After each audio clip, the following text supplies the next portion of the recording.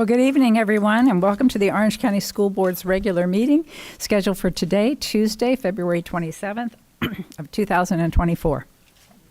Thank you all so much for joining us. Is it hard to believe that we are like almost a quarter of the way through this century? I just thought I would point that out. Isn't that?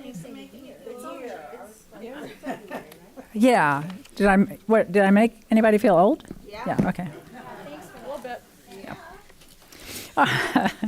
As a reminder, the board members will not be engaging in outside electronic or digital communication so that they can, which... They said we weren't born at the start of the century. No, unfortunately.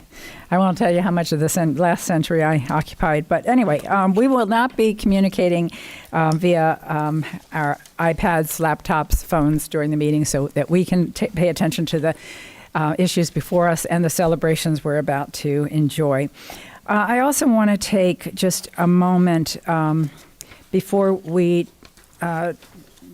join in a moment of silence. I want to take a moment to recognize a former member of our school board, Chair Linda Sutherland.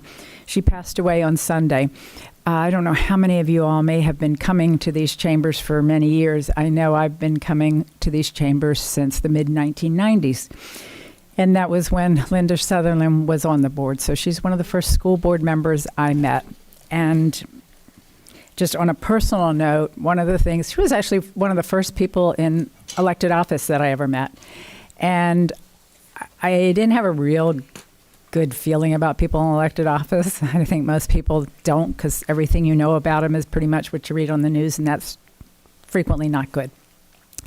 But what I found when I met Linda, and frankly the other school board members, is that she was 100% in it for the kids.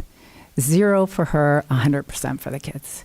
And it really started to change the way I thought about elected officials in general, that you need to give them a chance to prove whether they're good or they're not. And we have our city commissioner here, another person who I know to be incredibly honorable and self-sacrificing and always looking out for others. So I wanted to just pay a tribute to her.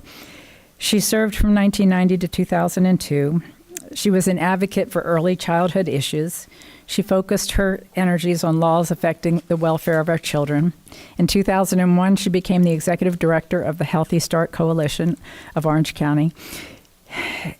A Healthy Start makes such a difference in our community, and through her efforts, she ensured pregnant women had access to care, and she worked to improve maternal and infant health.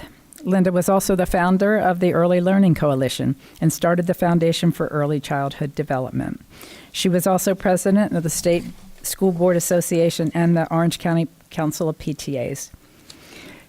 We certainly appreciate all that Linda did. She lived a very valuable and very productive and positive life. And so as I stand to rise for the Pledge of Allegiance, for a moment of silence followed by the Pledge of Allegiance, I know my heart and my prayers will go out to her family and her friends and all of us in this room who enjoyed the honor and joy of knowing her, and I'm sure yours will as well. If you'll join us.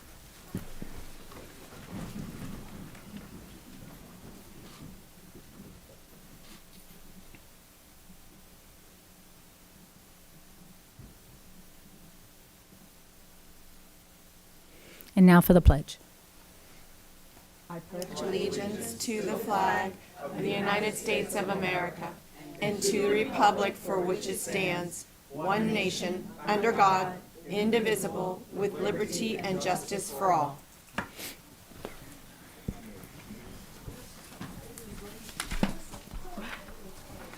All right, most of our board members are present, all but Member Felder. I believe Member Felder is joining us by phone. Let me just take a moment out to see if we have Member Felder on the line. Member Felder, are you with us?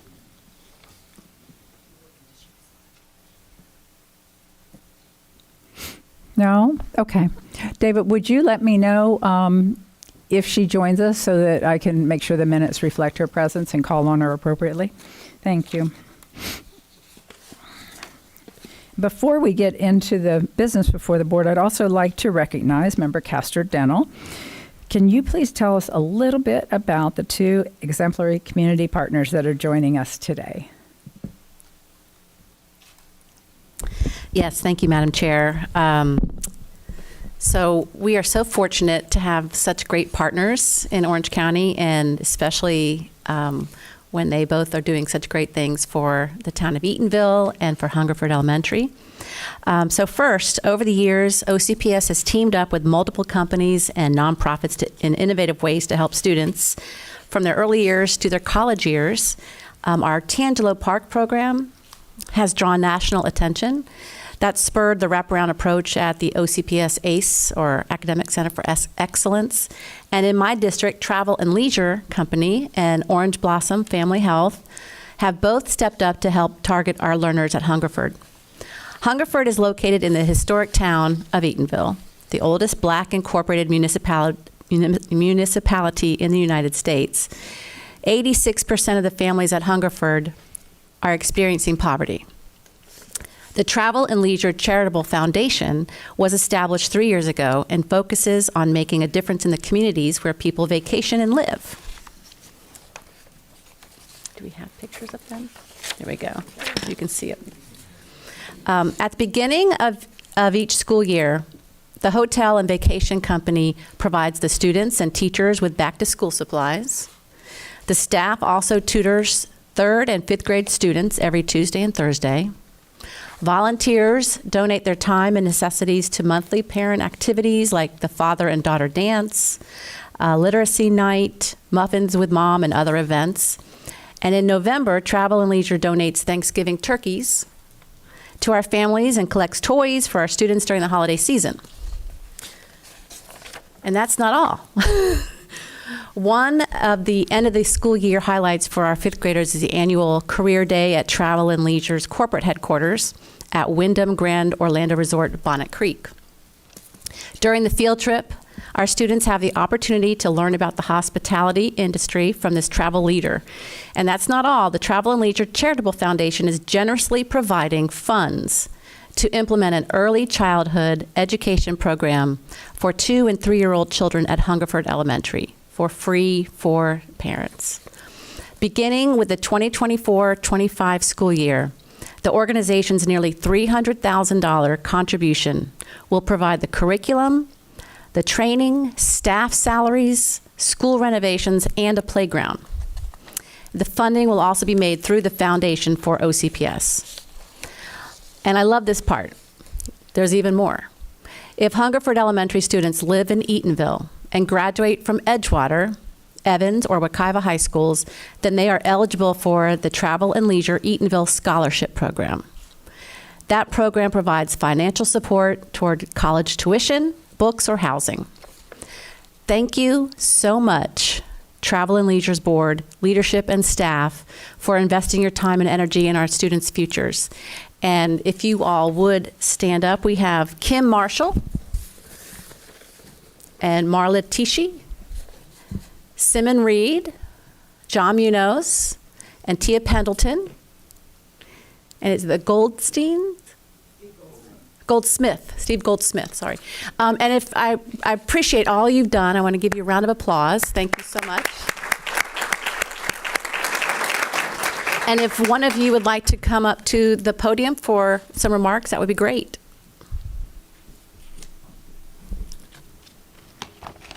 Thank you. I want to thank Member Castor-Dental for all the great work she's been doing with us in this program. And I also want to thank Chairwoman Jacobs for having us today and all of the school board members. I'm really proud to represent our roughly 19,500 associates globally, and of course our Travel and Membership Foundation Board, who are all here today that you just introduced. They've done a lot of hard work to get us to this point. And as you mentioned, Member Castor-Dental, the Travel and Leisure Charitable Foundation was established in 2021, and we're proud of where we've been so far and where we're going. And this next step, as far as what we're doing with the early childhood education, is really the next step in addition to the Eatonville Scholarship Foundation that we started. And so we're excited about that. And I also want to mention that we've really been partnering closely with the Hungerford principal, Letitia Harris, who's here today as well. And Principal Harris and her outstanding team at Hungerford have been amazing to work with, and they're so responsive and so fast. We were amazed that we already got to this point. We just started talking about the early childhood education program with Member Castor-Dental and Principal Harris several months ago, literally, I think it was about 3.5 months ago. And we're literally already at this point and ready to go, and we're building our program for August. So super excited for everything and for the partnership, and we just want to thank you all for that. Thank you. Great. Can we have you all come up for a picture at the front with Eden and the principal too?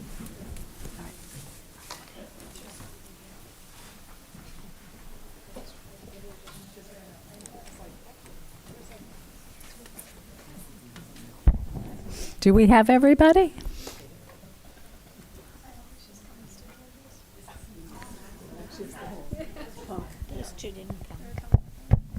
What?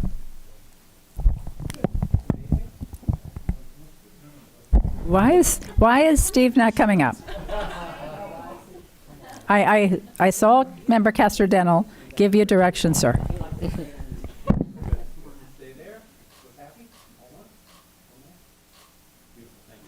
Thank you all.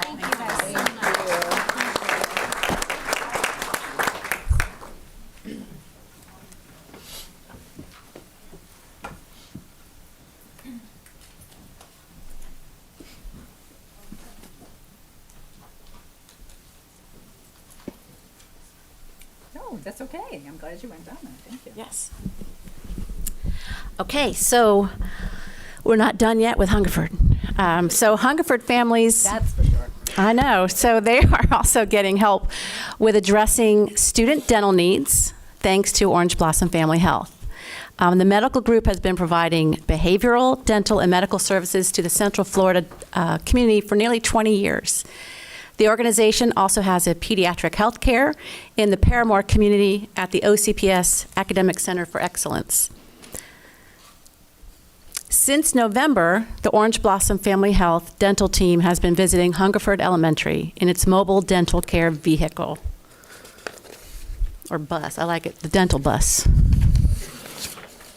The dental staff has been providing our students with complimentary services, including oral examinations, x-rays, cleanings, topical fluoride, and sealants.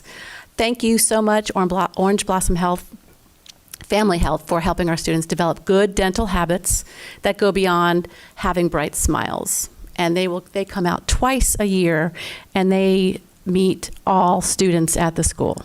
So thank you so much for providing that. And can I have you all stand up? We have, thank you. We have Commissioner Bakari Burns. We have Rosalinda Jimenez and Sandra McClelland. And there was one more that I, no? The photographer? Yes. She's fantastic. Thank you all so much. And if one of you would like to make some comments at the podium, Commissioner, great. Welcome, Commissioner. Well, good evening, Madam Chair, Superintendent Vasquez. First, I'd like to say thank you for this recognition, but also I'd like to just say thank you for the long-term partnership that we've enjoyed with OCPS. As you mentioned, we are fortunate to be the community, the healthcare partner for the community partnership schools at 5 OCPS schools, and now we're adding Hungerford. So thank you for that opportunity. And at Orange Blossom Family Health, we provide medical, dental, mental health, pharmacy services to people who are uninsured, underinsured, or may be experiencing homelessness. So the opportunity to partner with you all just further enhances our mission, because we set out to ensure that everyone in our community has access to quality healthcare services. With me, I have our Director of Oral Health Services, and she's going to talk just briefly about what we are doing over at Hungerford. Hi. Well, as Mrs. Castor said, we are committed to care for the kids in Hungerford, and and yeah, providing, you said everything: X-rays, exams, sealants, fluoride. That doesn't stop right there. We're gonna continue the care because first is the assessment, and then we have to fix any decay or anything, or refer to one of our sites. And like you said, twice a year, but it's going to be more. Yeah. Thank you so much. Are you done?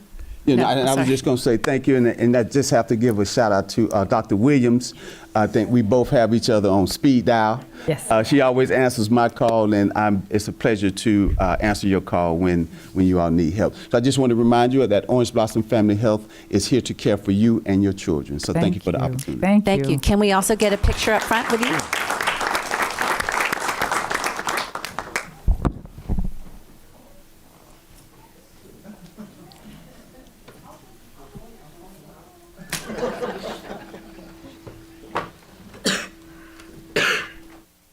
Good job, Frank.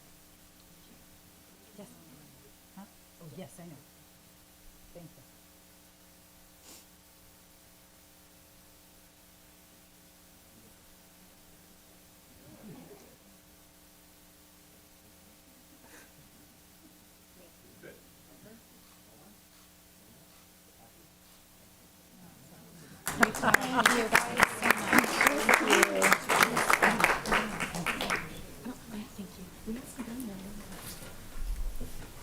And before you all leave, I just want to take a moment. You've thanked us for the partnership. The reality is we could not do what we do every day for our kids if it weren't for the partnerships that we enjoy. What you do for our students from healthcare to scholarships is life-changing without question. And the schools that you work with, Hungerford in particular, you are going to change the trajectory, not just for our children today, but generations and generations to come. And for me, I hope for you that's as awe-inspiring as it is for each one of us. So thank you so much. And let me take a moment to see Member Felder, I believe, has joined us. Member Felder, are you with us? Yes, good evening. Yes, and I'm so grateful for Commissioner Burns. He's my city commissioner. So I'm so grateful. That's a wonderful endeavor. And thank you so very much for your partnership. Thank you. Thank you so much. Thank you, Member Felder. And good evening, ladies. Good evening, Member Felder. All right. Please, Member Castor-Dental. All right, thank you. I just wanted to say thank you so much for your generosity, and none of that could have happened without the help of Dr. Bridget Williams. Yes. She's my pivotal. gosh. Thank you. That's all. I want to see her phone because there are so many people that she has on speed dial that it's got to be a bank of phones. Yeah, it really is amazing. She is one of our greatest jewels. So thank you for pointing that out. All right, we're going to move on to celebrate if we have any newly appointed administrators. Superintendent. Madam Chair, we do not have any newly appointed administrators this evening. Boy, you guys are going to miss out now. No, because now we're going to have students from, is it Winter Park? Yes. Winter Park.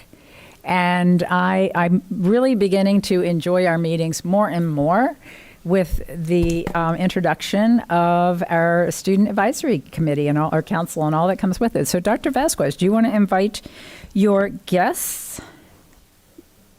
Yes, I would. Well, you know what? Let me do this because that's not, I don't want to make this difficult for Guy Swenson. Okay.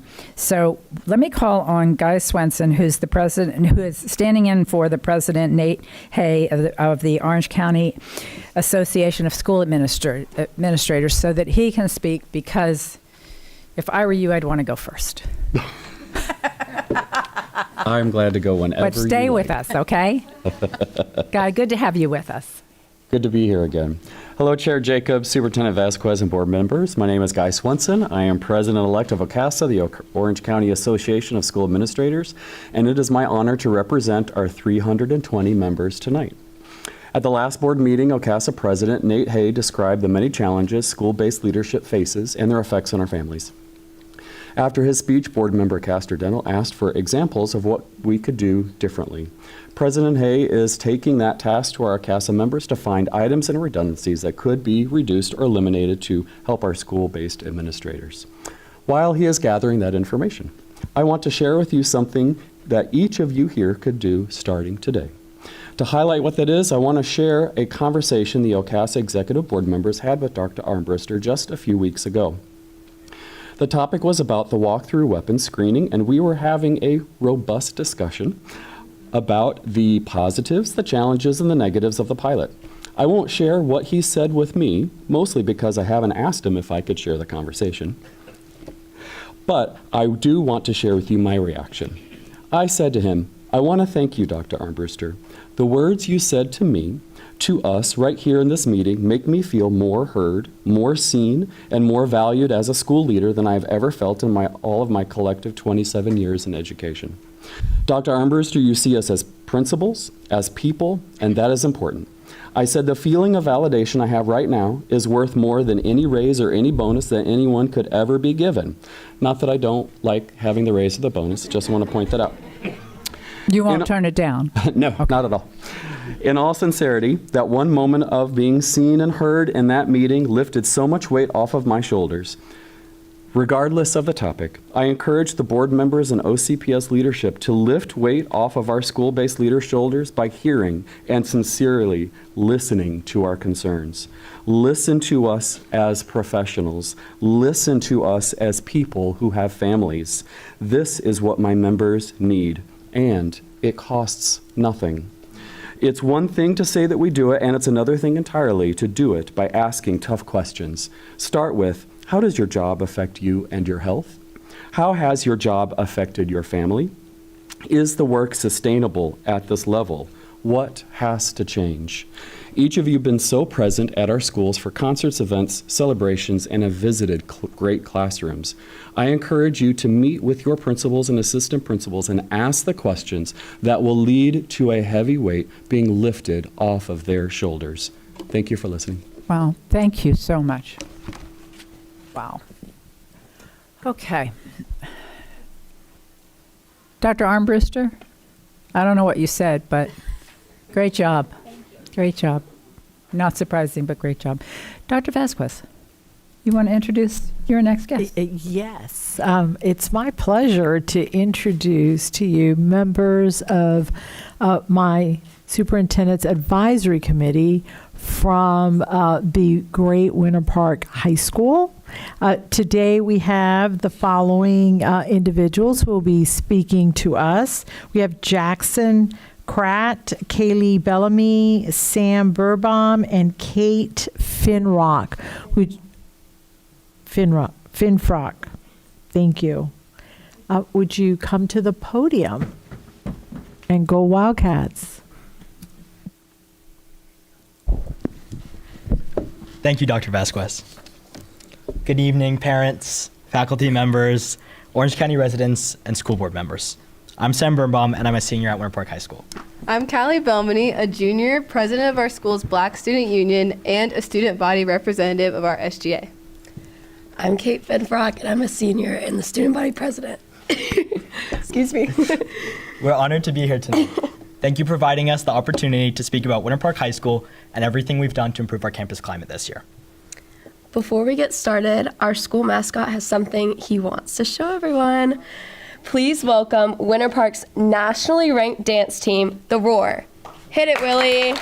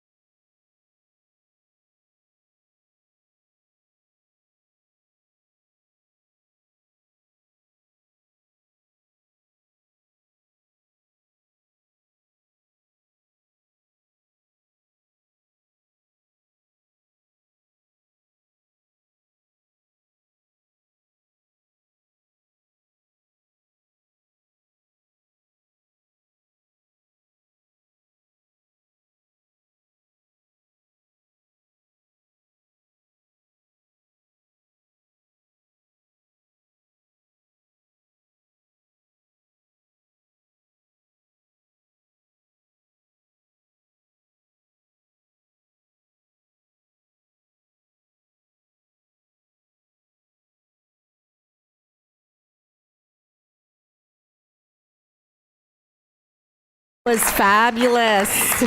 Great job. Thank Very you impressive. so much to our dance team and Willie the Wildcat for that amazing performance. This year, we wanted to highlight our student athletes and performers. Every Thursday before a big game or concert, our student government hangs posters all around campus cheering them on and boosting attendance. And then up there we have what our game of the week kind of looks like. In order to alleviate students' frustrations regarding the cell phone policy, we introduced board games at lunch. From Yahtzee to Twister, students are able to have fun and socialize without a screen. One of our big themes was how we could increase inclusivity throughout the school. So we have reinvented Spirit Weeks. We still, of course, have things for homecoming and prom and other school events, but now we also have cultural Spirit Weeks, as you'll see on the screen. Our multicultural society hosted a Hispanic Heritage Spirit Week consisting of Latin music during lunch. Here, students of all backgrounds dance together, sing together, rejoicing in Latin culture. Additionally, our school's Black Student Union also held a Spirit Week of its own, increasing awareness of Black culture. There was recently an exhibit at lunch with music and displays about Black history. As students, we have a commitment to making sure that our efforts reach groups all over campus. In this spirit, I would like to welcome a student representative of our Best Buddies program, Anthony Figueroa. Okay then. Thank you. Thank you. Thank you very much. Hello, my name is Anthony. I love Best Buddies because they throw the best parties ever. Despite the Olympics has awesome sports like basketball, cornhole, and bowling. I feel ecstatic because I can attend my friends in many places. I also love dressing up for Spirit Days during homecoming week. My favorite day was Hero Day. Go Wildcats! Thank you. Thank you, Anthony, for that amazing message. I love Okay. So one of our newest initiatives is Victory Club, a Central Florida organization that highlights 10 different local nonprofits each year and awards them grants for their work. As students, we presented on behalf of the nonprofits, and our student body voted for a recipient of our own grant. This is one way we have fostered student connections to the surrounding community. Our 3 goals for this year have been to address inclusivity, our surrounding community, and our student admin relations. Regarding the last one, we have introduced Cool Cats of the Month. Once a month, our faculty awards a handful of hardworking Wildcats the Cool Cat of the Month award. It's a great way to connect our students and school leaders. Additionally, later in the spring, we will be hosting a student admin dodgeball game as a fundraiser for our youth movement against Alzheimer's Club. Over the last 7 months, we've been hard at work in Winter Park, strengthening our unique Wildcat community. Thank you for your time today, Dr. Vasquez and the rest of the Orange County School Board, for the opportunity to share our efforts. In the month of February, we are crowning our newest Cool Cats of the Month. To celebrate, we got everyone their very own crowns. We help Jackson pass out. Yeah. He's got them. Should we help? Yeah. We can help.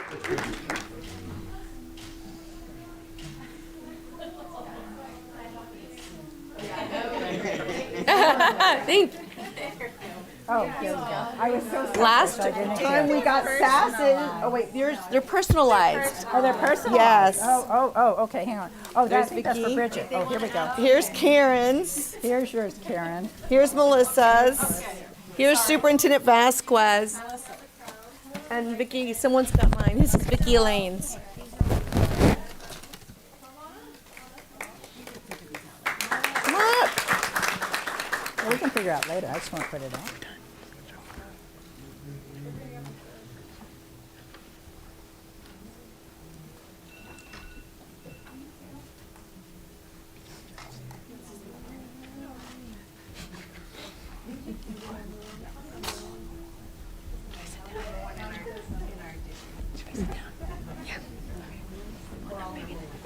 You know, I'm really the only number one, Maria.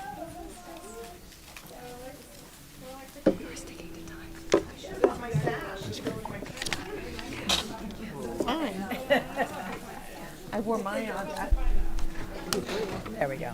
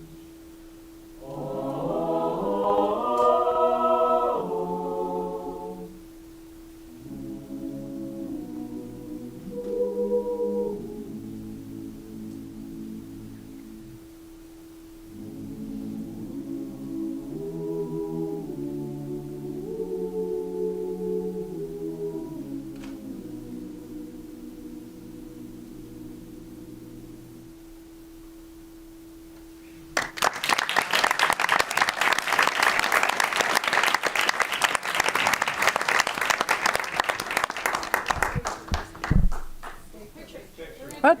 Oh, Oh, awesome. The dance team's still here. We didn't get Yeah. yeah. They're back there. That was amazing. That was really good.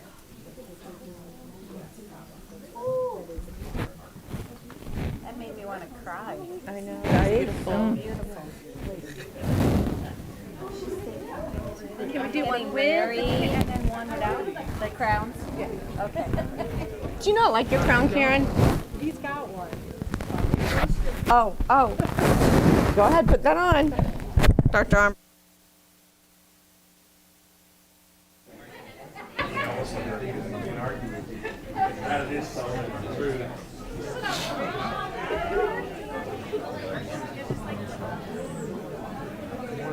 All right, turn sideways. So shingle, turn sideways. Choral people, you know that. Get in close. Do. Make sure you leave a window for everybody. Dancers, you're super flexible. Come around the front so that we're not spread out. There we go. We can, and hold on, we'll make sure that we see everybody. Good. An adult shingle too? Perfect. And if you have a big head with large ears, you're probably blocking the board members. Why you always pick on me like I'm sorry, sir. I didn't see you there. There we go. Good. Good. Look toward me, and on 3, good. 1, 2. We good? Everybody? Smiles? Look how happy. Pause up. Just kidding.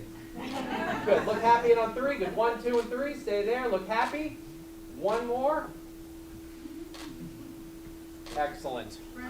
Very good. One without the crowns.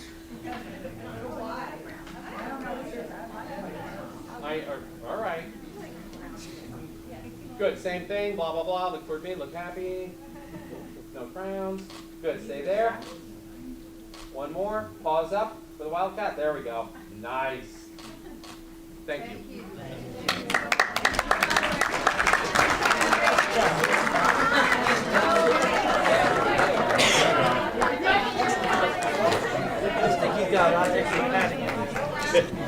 I'm set, but the height too. About 5 days.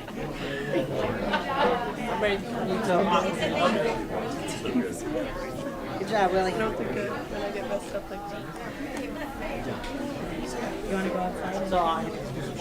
Yeah, he's got. Yeah, I want to send him a picture. Dude, you got to get him bigger. Can we keep the student council for just another minute or two, if you would? Thank you. Okay. And maybe the dance coach. I think we already lost her. Okay. Let me call on first Member Ferrant. Thank you. I just wanted to say how amazing this is. I just absolutely love this whole time where we get to see students, hear from you. Thank you for sharing. I love your initiatives. I love what you've been doing really to just build that school culture and make school a place where kids want to be. Love the ideas that you had at lunch. I know the cell phone policy was not a huge fan favorite always, so I think that was an excellent idea and really getting kids to just intermingle and hang out and still have fun at lunchtime. So thank you, and absolutely phenomenal job. I think it just goes to show how amazing our arts program and all those types of things are in Orange County. Thank you again. Thank you, Member Ferrant. Member Castellano. Thank you, Madam Chair. I am so proud of Winter Park. Thank you so much for all you do. And Sam and Kate, if you wouldn't mind standing up for a second. Because this is a joy for me, because Sam, I've known you since you were in preschool. Kate, since you were in kindergarten. And so it is such a pleasure to see you all at this stage. You're so mature and polished, and so was every student that came here. The dance team was on point, and you could hear them working so hard up here too. The chorus, at one point, I couldn't differentiate any voice, and at other times I could hear every single voice. It was so beautiful. And then our quartet in the lobby, they were playing as people were entering. It was so beautiful. And they had to leave because they have a concert tonight. So they are one after another. But I really loved what you're doing, as Member Ferrant said, with the games at lunchtime and your goals of diversity and inclusion. And thank you for bringing Anthony from the Best Buddies to speak. That was really important. I love that. This was such a great sampling. And there's Anthony in the back. Thank you, Anthony. That was great. And it was such a great sampling of what Winter Park offers. And we would not have seen these students perform this way if it wasn't for the teachers who invest in their students and develop those talents, and the administration who is always there helping to coordinate every detail of the school. So thank you so much. I appreciate that. And for the new mascot. I love that. Willie the Wildcat. It's a beautiful costume. I love it. And thank you for all you do too, Jackson, right? Is that Jackson in there? Thank you. All right. Thank you so much. Thank you. There's principal too. Thanks. Member Salamanca. Thank you. I echo everything that was said up here. That was I love this time in our board meetings. I also just can appreciate how much you all love your school. It shows, and thank you for sharing that with us. And that chorus was beautiful. I would love to get an invite to the next concert. Not your school board member, but I would definitely show up. That was incredible. So thank you all for coming and being here with us today. Superintendent. I just want to say thank you for your leadership. There's so much that's on you as students, and for you to take on the role as part of not just the Superintendent's Advisory Council, but the leadership that you demonstrate at your school. What we saw tonight, the inclusivity, the joy, the fun, the support from the teachers, your principal, and parents in the community. I am just so grateful and hopeful of what your future is going to bring you. So thank you for coming out tonight.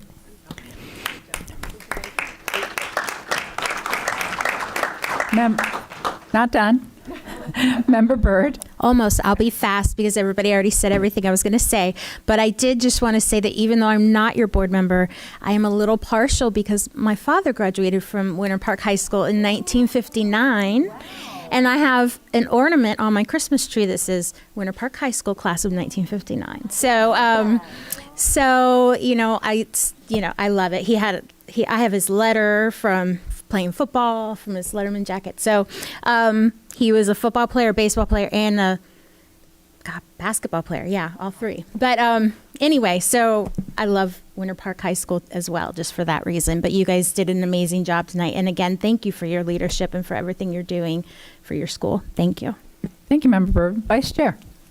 Thank you, Madam Chair. I was your school board member for 4 years. I just want to point that out.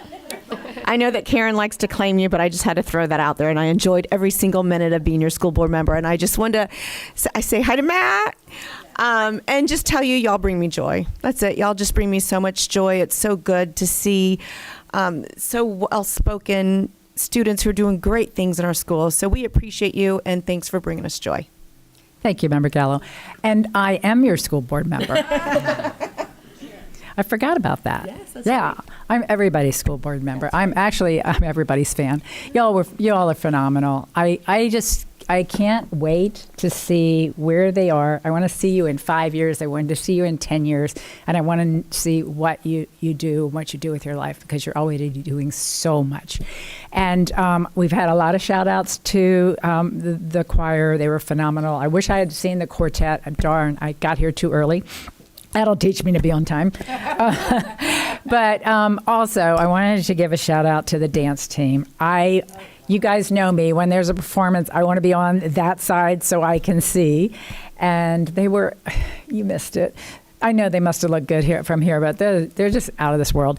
And I also want to thank all the support that they get from their principal, their teachers, and a special shout out to their dance coach.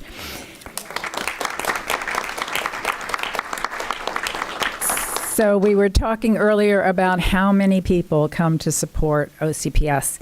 You might not know it, but their dance coach, Addie Timms, was one of the dancers with Lindsay Sterling. For 10 years, she was traveling with her, and she gave that up to come home and to coach Winter Park. So that's pretty amazing. So when I watched them, and if you haven't seen Lindsay Sterling, you got to go to YouTube. I mean, how she plays the violin and dances, and the choreography is just out of this world. And as I was watching the girls out here, I was like, the young women out here, I could see all of that coming together. So just really cool. Anyway, congratulations. Thank you for coming. We love you guys.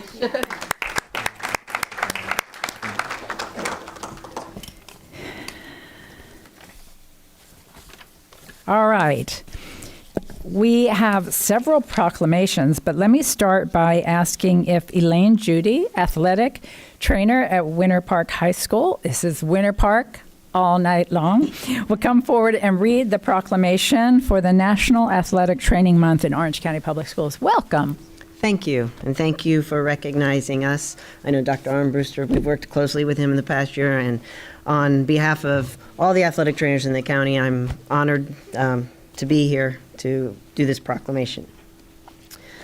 Whereas athletic trainers are licensed healthcare providers in the state of Florida, and whereas athletic trainers are competent in developing, implementing policies and procedures that protect the safety and well-being of student athletes and those who are physically active, and whereas athletic trainers promote healthy lifestyle behaviors and injury prevention through effective education, communication to enhance wellness, minimize the risk of injury and illness, and whereas athletic trainers are trained in the emergency care of injuries during athletic events and physical activities, and whereas athletic trainers integrate best practices in the immediate and emergency care of individuals for optimal outcomes, and whereas athletic trainers are skilled in the evaluation and diagnosis of injuries and illnesses by implementing systemic evidence-based examinations and assessments to formulate a clinical diagnosis and determine a plan of care, and whereas athletic trainers are educated and trained in the use of therapeutic interventions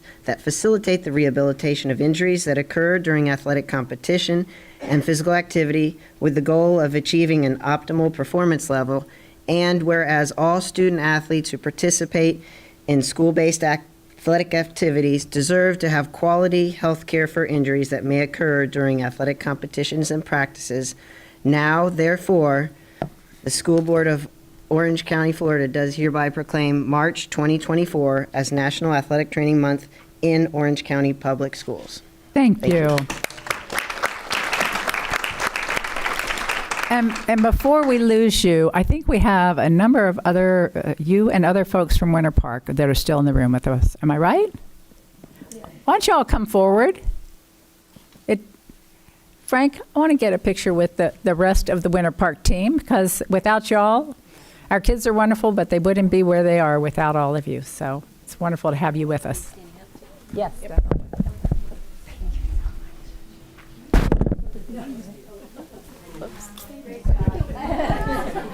Absolutely. Thank you so much.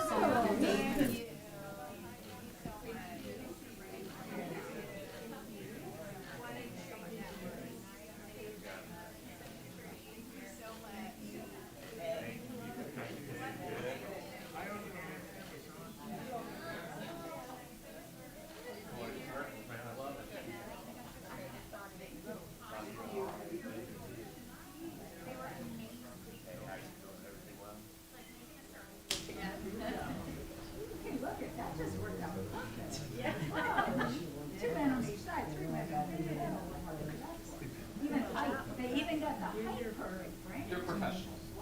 Look toward me, look happy, and on three. Good, 1, 2, and 3. Stay there. One more.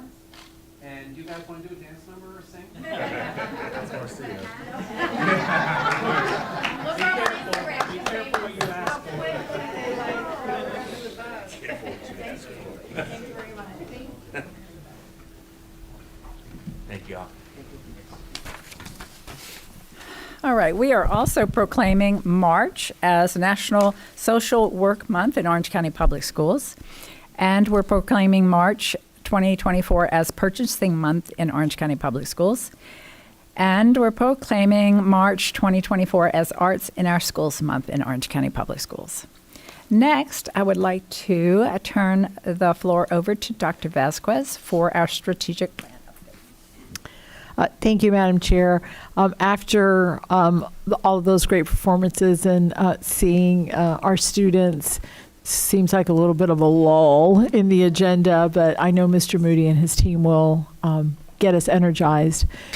As we've spoken before, chronic absenteeism is a problem that is grappling the entire country, and Orange County is not immune. Last year, we had close to 30% of our students that were chronically absent 20 or more days. If you're not in school, you can't learn. And we know that the socialization that takes place in school also contributes to a child's well-being. with those alarming statistics, our team was able to put their heads together and provide us a plan to begin to address this problem that is plaguing our schools.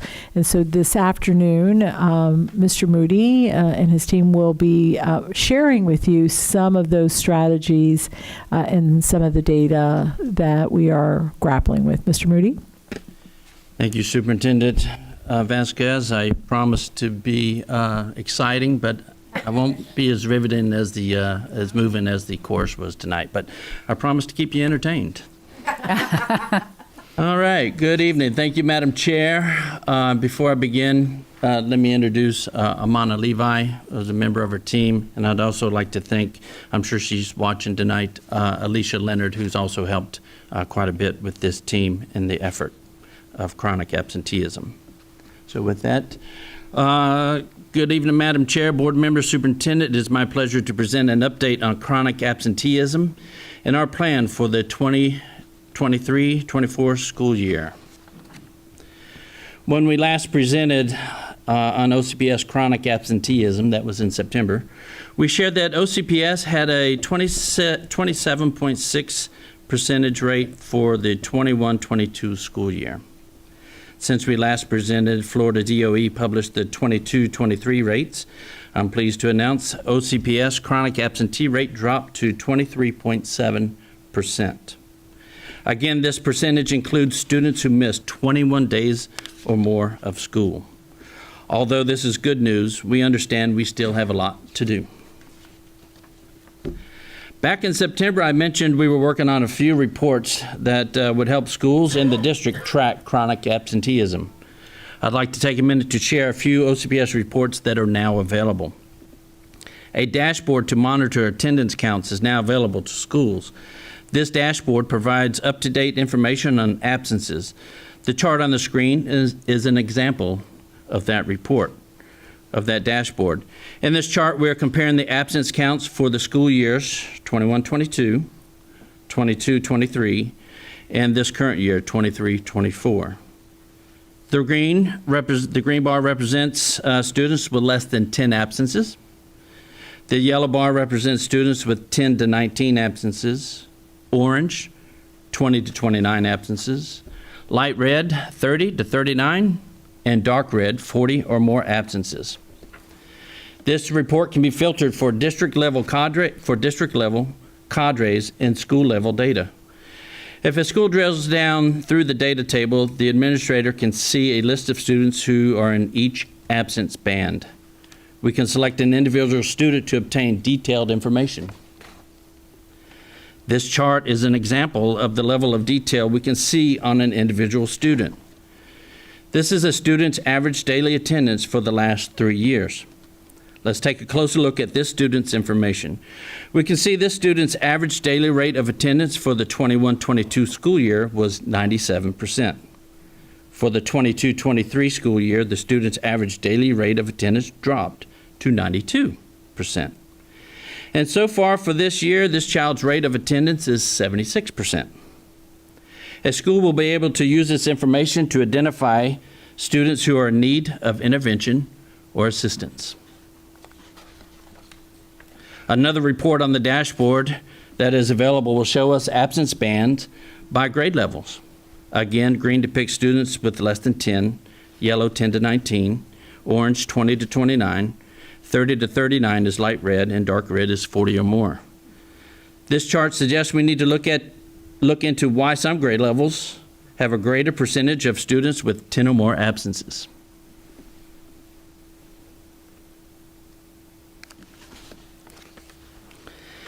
In addition to creating reports, the team has been very busy with additional measures. Some of the additional measures taken this year include increasing communication with principals and school leaders and principal leaders, increasing collaboration with social workers for attendance interventions, and increasing communication and awareness with parents.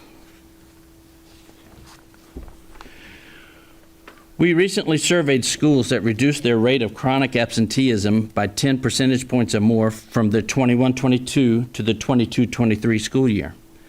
They shared what they are doing to help reduce absences. Measures include having the social worker and attendance clerk work closely together, creating an environment where students want to be in school, connecting with families if a student is out 2 or more days a week, including absences in conversations in professional learning communities, building relationships with students, consistently sending truancy warning letters home, offering incentives for improved attendance, convening the attendance child study team when needed, utilizing truancy intervention flowchart developed by the team this year. And I go off script, and I would say I'd be remiss if I didn't add another example of what is working in schools would be what we witnessed here tonight with Winter Park High School. Additional work is needed to understand what is being done at the school level to reduce chronic absenteeism. Next steps. Our work is not done. Next steps include continuing training for attendance clerks, registrars, and attendance deans, expanding the use of available technology, replicating successful practices that I just mentioned, assisting schools with utilizing new data reports to develop action plans to reduce chronic absenteeism. That's getting it off the screen and into real life, if you will, and surveying chronically absent students. This survey is currently being developed and will be sent to targeted students in March. Superintendent?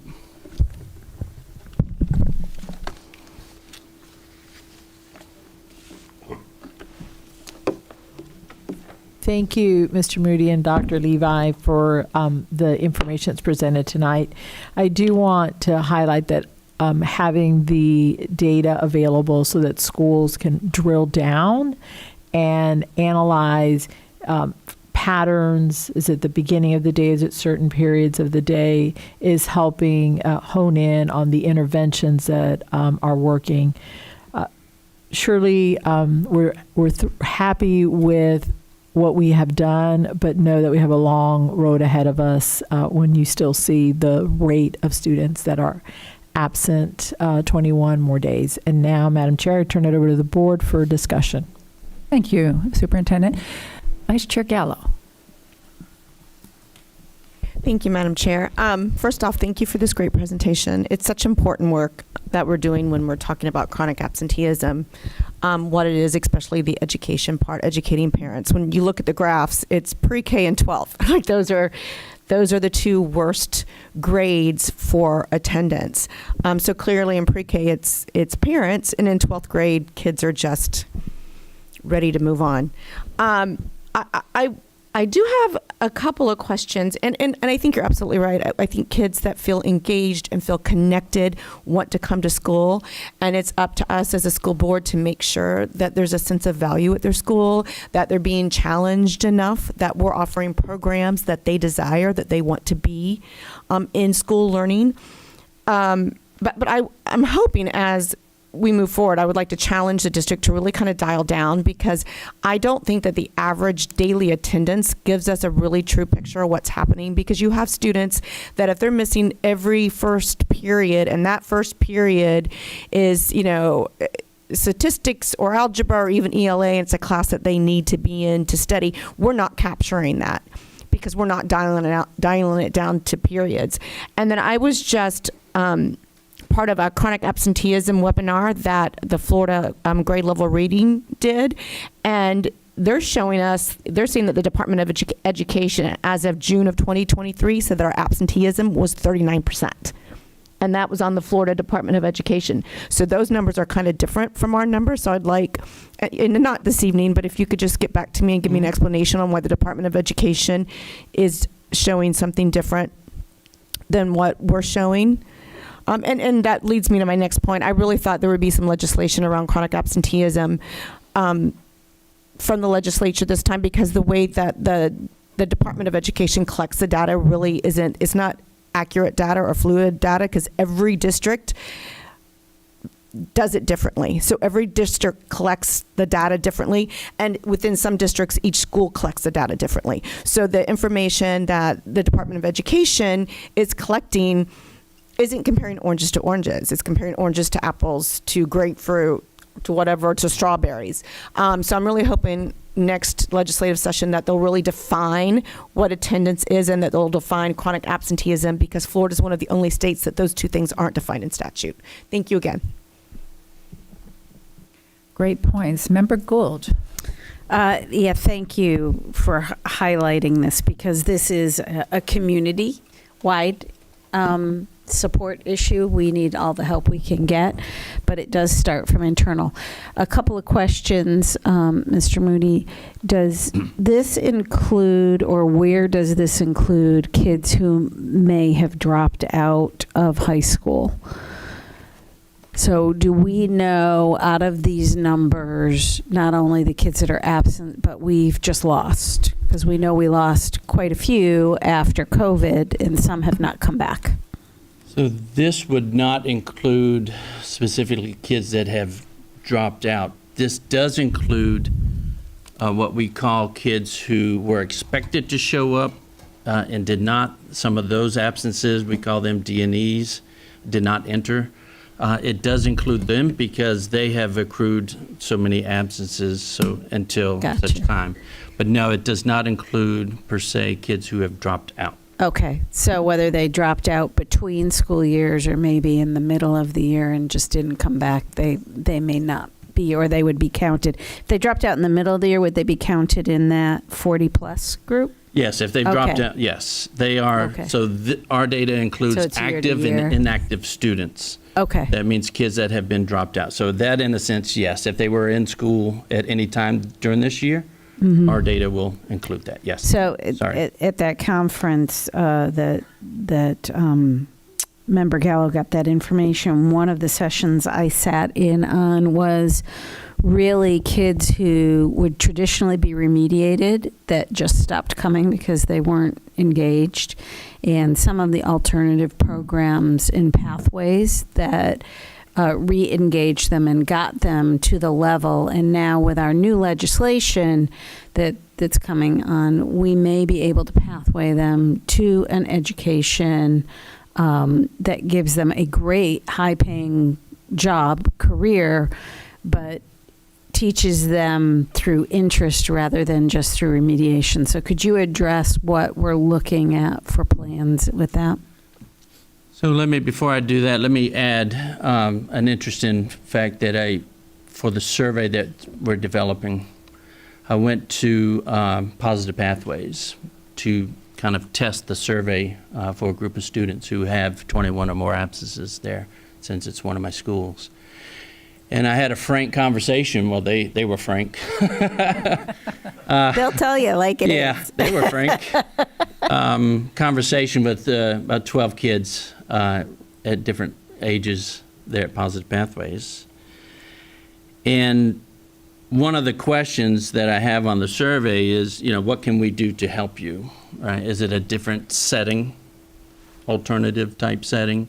Is it a different time of school?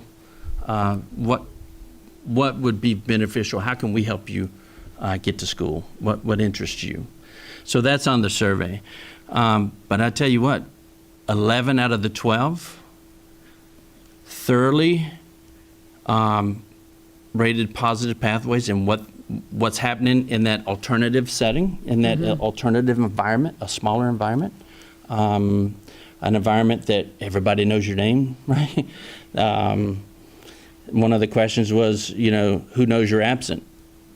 Well, every teacher on that campus knows that Johnny's absent, right? And they'll tell you. I think we'll glean some information about alternative pathways from that survey and what might interest kids. Yeah, and physically we probably can't create small schools everywhere, but we can create schools within schools, right? So we can create a CTE-based course that has those core curriculum embedded into it. So rather than pull out remediation, they are actually doing something that's engaging and fun, and they're learning at the same time. Right. So the more we can incorporate that and maybe pull kids back into the interest of school, because my kids were very focused on, Apex or band or arts. And so they didn't know everybody in the 3,000 school, but they knew everybody within their interest within that school. And if they didn't show up, we'd get calls at the house like, is, Greg okay? And sometimes he was. Yeah.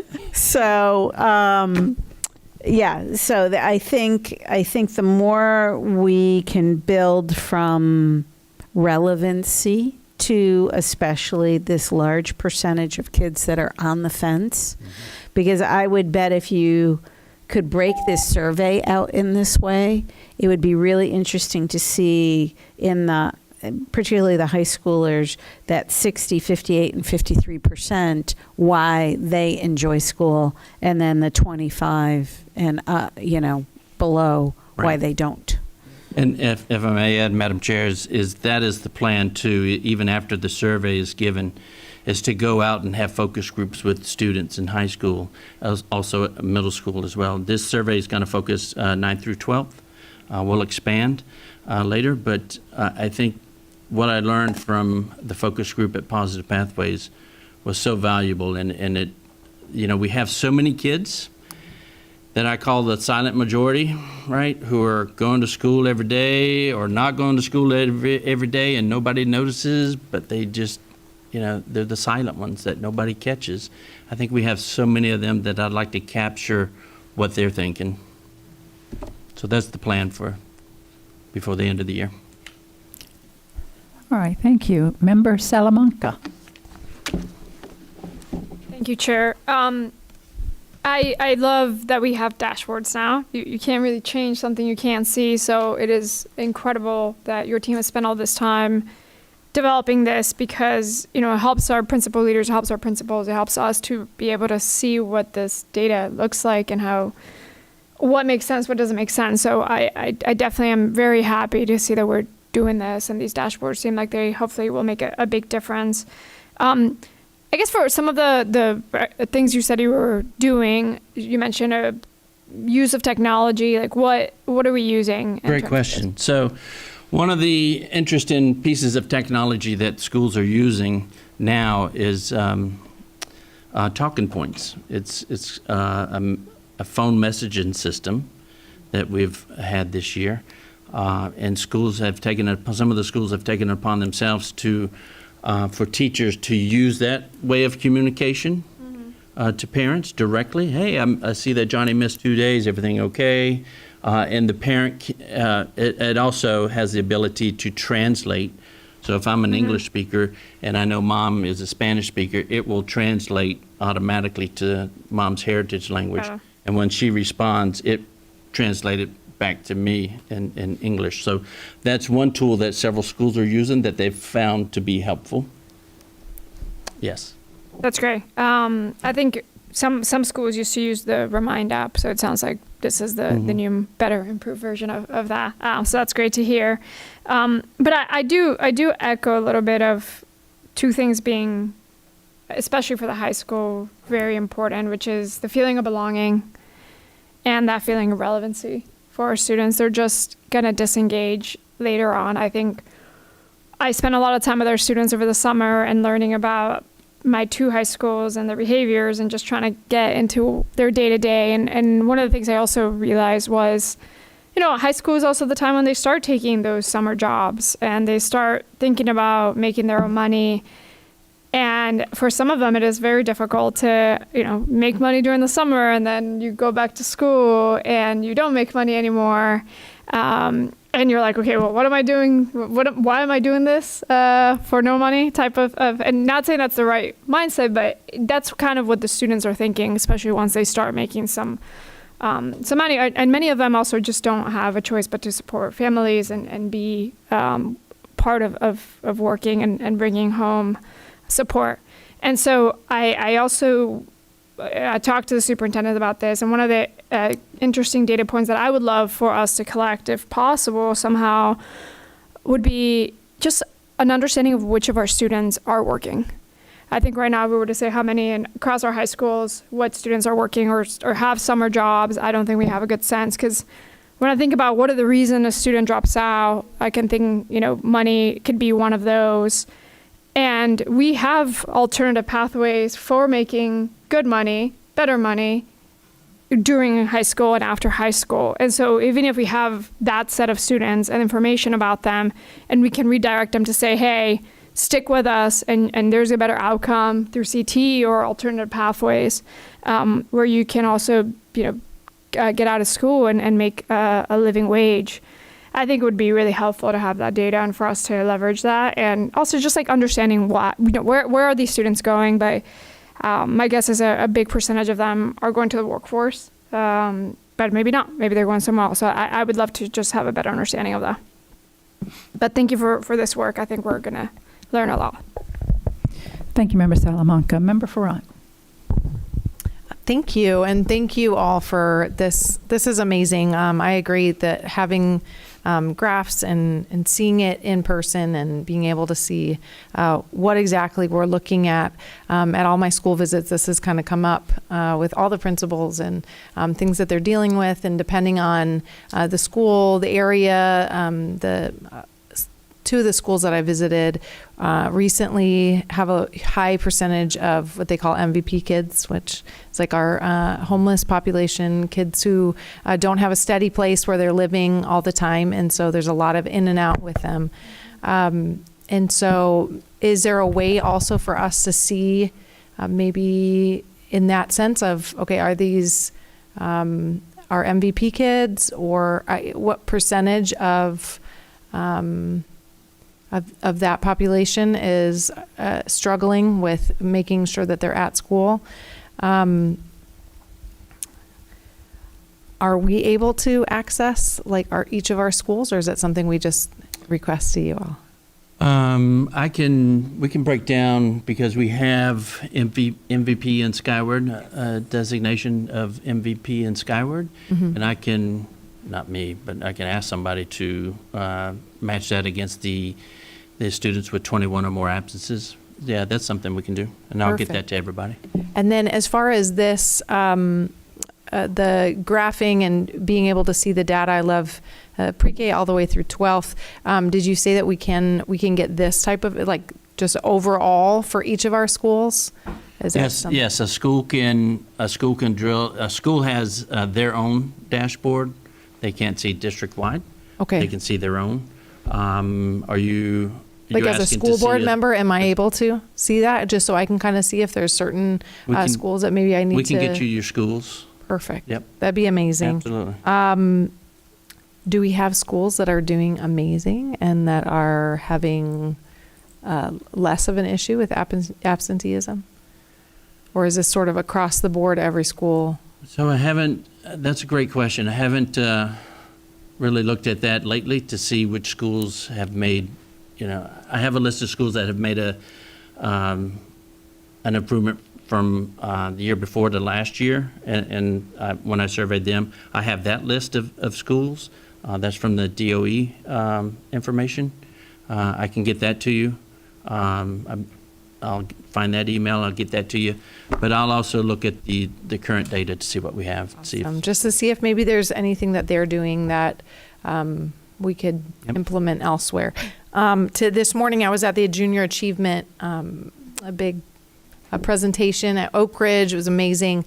But even seeing things like that within our high schools, I know they go into elementary, middle, high school, where they're, for anybody who doesn't understand what Junior Achievement is, they're basically taking the workforce, our school district and the schools, the students, and kind of combining all of it and helping kids to, while they're learning English and math and all the different subject areas, it all boils down to how that can help you in the workforce, and combining it all. And so I think a lot of times these students, especially in the high school, by the time you get to 9th grade, I mean, unless it's just my kids, they're like, okay, how much longer do we have of this? And a lot of it, they're not seeing the bigger picture and kind of feeling frustrated. And I feel like the Junior Achievement, although nothing is like a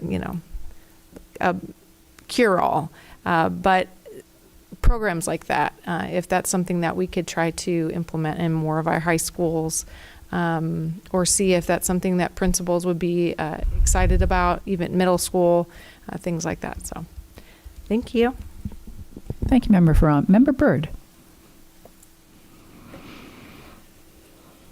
Thank you, Chair, and thank you, Mr. Moody, for the presentation and for your team on all this hard work. It's really this is such a multifaceted problem that I'm reading this like slide that says what is working, and there's just so many things that come flooding to my mind. But one thing, we've talked about it over and over, is creating an environment where students want to be in school. And I really, as we've said many times, I think that is key. But I also think that it's not just the acceptance and the engagement, but it's also like what Member Gould talked about, the engagement and the program and why they're going to school and seeing the why. And Member Farrant talked about junior achievement, and I was just looking at some of the results from the 3DE programs in the high schools that have that program, and the absenteeism is significantly lower and to kids that are in that program as opposed to the rest of that school's population. And it's just in CTE, same thing. So and the same thing with kids though that are involved in, arts and drama, and if they have something that they want to go to school, they have something they have to get to school for because they're a part of something, it makes a difference. Then they go. If they don't, and if they're the invisible ones like what you were talking about, it doesn't really matter, right? So to them, they think it doesn't really matter. So I think it's so important. I also think that a big part of this is the reading level of these kids that are reading below grade level. And I know I was talking to one of my high school principals that expressed to me that is one of their biggest challenges are the kids that come into ninth grade that are reading so far below grade level that it's just a constant catch up and trying to get them to where they can, pass the test to graduate. And nobody wants to go to school to do that every day. So I really think that all the work we're doing towards early literacy and those changes that we're making, I've been talking to the superintendent about, seeing what we can do to test all of our second graders that are reading below grade level to find out if they have learning disabilities, reading disabilities. I think all of these things that we can be putting in action earlier, if we can get these kids reading at grade level, it makes a huge difference on how well they do later on in school. So I think that's key. And I also, I love what Member Salamanca was talking about with kids that are working. I think that is a really big issue in some of our schools, especially a lot of our Title I schools. My high school principals have told me that they had struggles getting kids to come back after COVID because the families really needed them to work, right? So I would love for us to explore more alternative type scheduling. And I think years ago, we used to do this where kids would just go half days and then they would work. And there's, we have like Randall Academy. That's what they do there. They go to school and take their classes in the morning at Randall Construction, and then they work at Randall interning and they get paid. And that program had 100% graduation rate. So I think that, there's a lot of time and, kids have to take a lot of electives, and it's just, I don't know. I feel like there's a lot of kids that would really just rather go for a few hours, get the core classes done, and then get out of there and go do whatever it is that, make the money they need for their families. And if that's the only way we can keep them in school and get them to finish, then I think that we really have to explore those possibilities. And the last thing is, helping parents. I spoke about this last time. I think there's probably a large number of parents that just, when their kids get older, they just don't know how to handle issues, anxiety, depression, getting their kids out of bed to go to school. And I was thinking, you had said that some of them were doing, doing phone calls if they've missed like 2 more days. I'm wondering if, and Mary Bridges is going to probably roll her eyes at me, but maybe we can create something that almost like the way I'm envisioning, almost like a help desk phone bank for parents, that they could call, or even an online something, I don't know, somewhere where they could call if they're having this issue. And I'm wondering if maybe it could be triggered when a student has missed 2 or 3 days, send a little invite through Talking Points. Hey, are you struggling getting your child to school? You know, click here or whatever to get some help with that. I really think there's a lot of parents that just need help. This is a hard time to be raising kids. There's a lot of things in the world that are difficult and challenging. So I think the more we can help our parents, help our kids, the better off they'll be. Thank you. Mr. Moody, you recognize. Thank you, Madam Chair. Just a couple of responses. So at this point in time, I'd be remiss if I didn't put a shameless plug in for our school to work programs within alternative ed. Simon Youth Academy, Universal Ed. Kids can go to school half day on Universal property and then go to work half day at Universal. Great opportunity there. Goodwill's been a partner for 25 years. The school on their site is Project Compass, same thing. Go school half day and go to work half day, not just at Goodwill, but other sites as well. And Randall Academy. So if kids want to learn construction trade, not just swinging a hammer, or behind the scenes as well, bookkeeping, CAD drawing, welding, they can join Randall Academy. So I would welcome any public viewing at this point to give us a call, and we can give them a tour of our alternative ed sites, school to work sites. And speaking of parents needing help, Member Byrd, as a suggestion of this board, last time I spoke up here and made mention of the robocalls that go home. That seemed a little cold and scripted and harsh. I softened it up a little bit, and I was able to get some feedback. One in particular, I provided my email address on the email and response so parents could respond. And one of the questions I asked, what do you need? How can we help you get your kid in school, right? What do you need from us? How can we help you? And I got a couple response. I got a couple emails. Got quite a few actually. Next time I'll learn to use a generic email address, one box instead of my own. But and just that, Member Byrd, one parent said, "I've been trying to get my kid to school. I need help. He's, I can't get him up. I need help."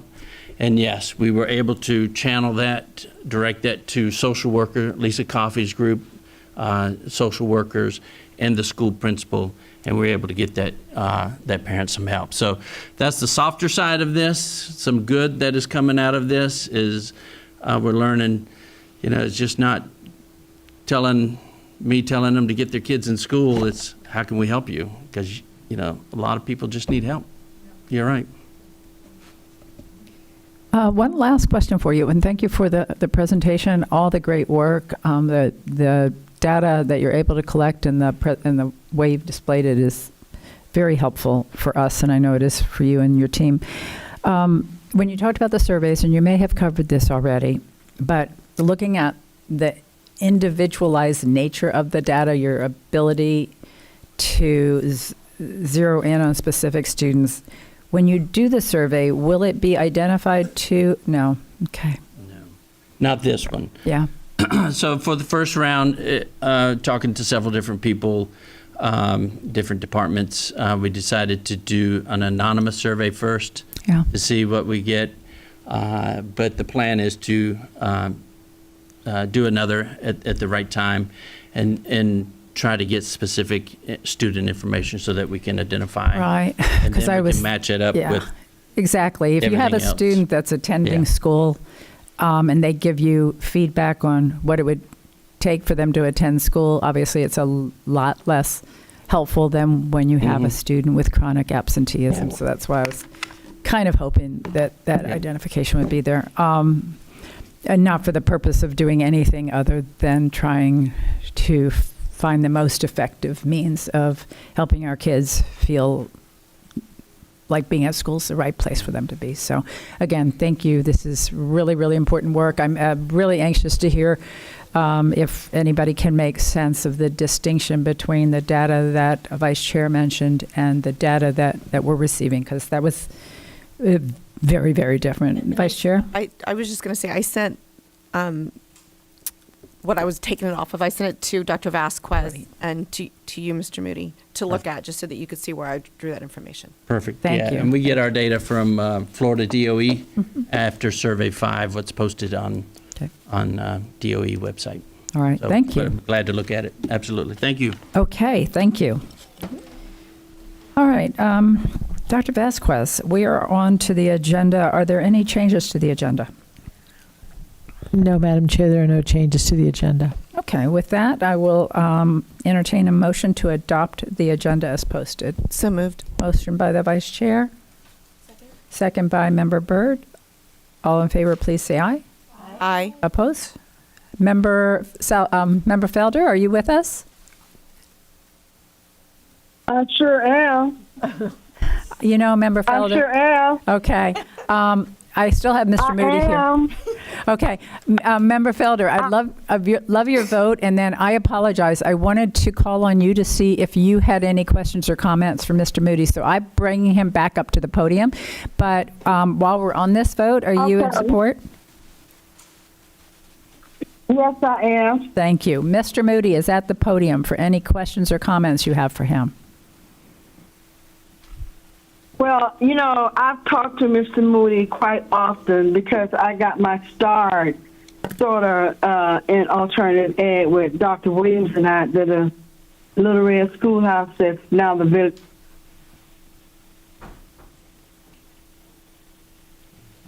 I think we just lost you. I don't know if you can hear me, but mid-sentence, it just cut out.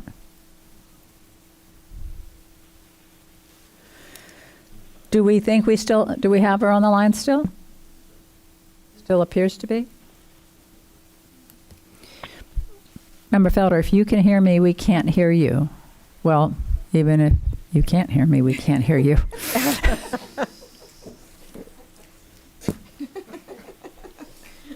Not helpful.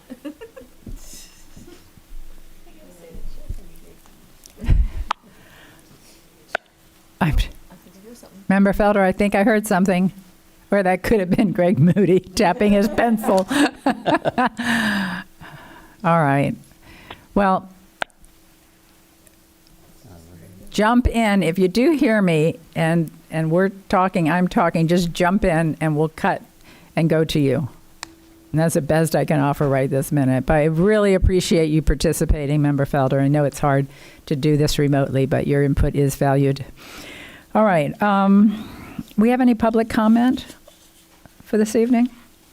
No, Madam Chair. All right. Thank you. Then the next item on the agenda is the consent agenda. Is there a motion to approve the consent agenda? Motion. Wow, that was like a dead tie. Okay, thank you. Motion by Member Gould, seconded by Member Salamanca. Member Felder, are you there? Okay, I was going to start with her. Didn't work. All in favor, please say aye. Aye. Member Felder? All right, let the record show that all members except for Member Felder voted in the affirmative, and Member Felder was not in touch. Hang on, Member Felder? All right. Not available for a vote. Non-consent emergency items, nothing. 1701, request approval of the recommendation for renewal of the charter school contract. Dr. Vasquez? Yes. Mr. Moody is back with us to share information about our recommendation to renew the contract with Workforce Advantage Academy for 5 years. Mr. Moody? Thank you. Twice in one night. I feel honored. Workforce Advantage Academy, Charter High School, opened in 2004 as an Orange County public school following approval of the Orange County School Board. The school is located at 2210 Rio Grande Avenue, Orlando, Florida. Workforce Advantage Academy serves approximately 285 students in grades 11 and 12. A renewal site team comprised of school choice staff and district personnel conducted a renewal visit on December 19th, 2023. During the visit, the team interviewed the governing board, teachers, parents, and other stakeholders. In addition, documentation of the school's records for the past 5 years was reviewed regarding critical performance areas, including educational performance, financial performance, organizational performance, and future planning. Upon conclusion of the renewal process, it was the recommendation of the committee and the Senior Director of School Choice Services that Workforce Advantage Academy be granted a renewal of their charter school contract. For further consideration, the School Choice Services staff recommends a 5-year renewal of the contract, which will need to be negotiated between staff and charter school using the model contract developed by the state. Madam Chair. Any board members with any questions?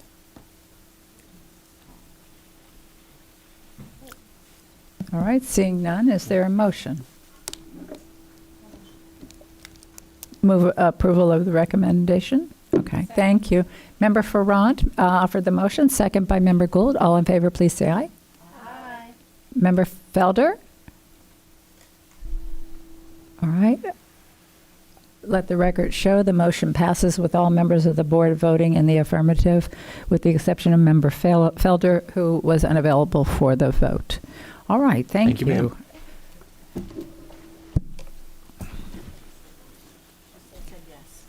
Oh, she said yes? Oh, thank you, Member Felder. All right, let the record show that Member Felder voted in the affirmative. All right, do we have her on the line? Does she wish to speak? Okay, no? Okay, thank you. Moving on to information items. Dr. Vasquez.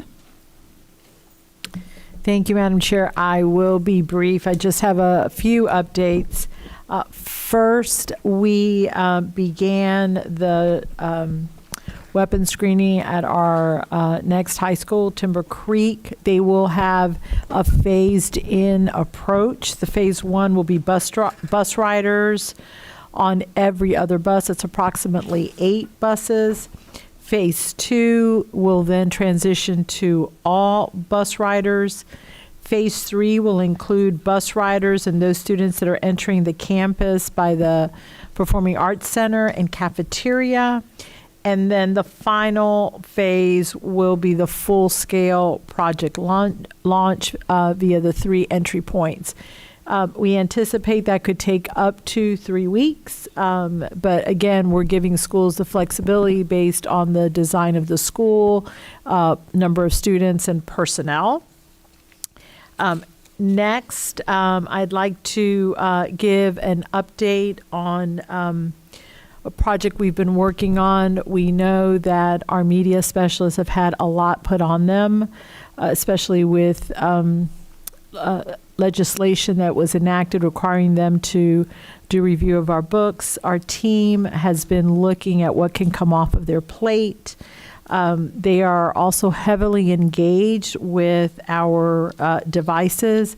We've been working with Inglewood Elementary, Conway Middle School, Oak Ridge High School, Kings Crossing, and Hunters Creek Middle on establishing procedures where the media specialist is not as involved in the device management and simply assist with the check-in and the check-out, but they don't conduct any of the troubleshooting.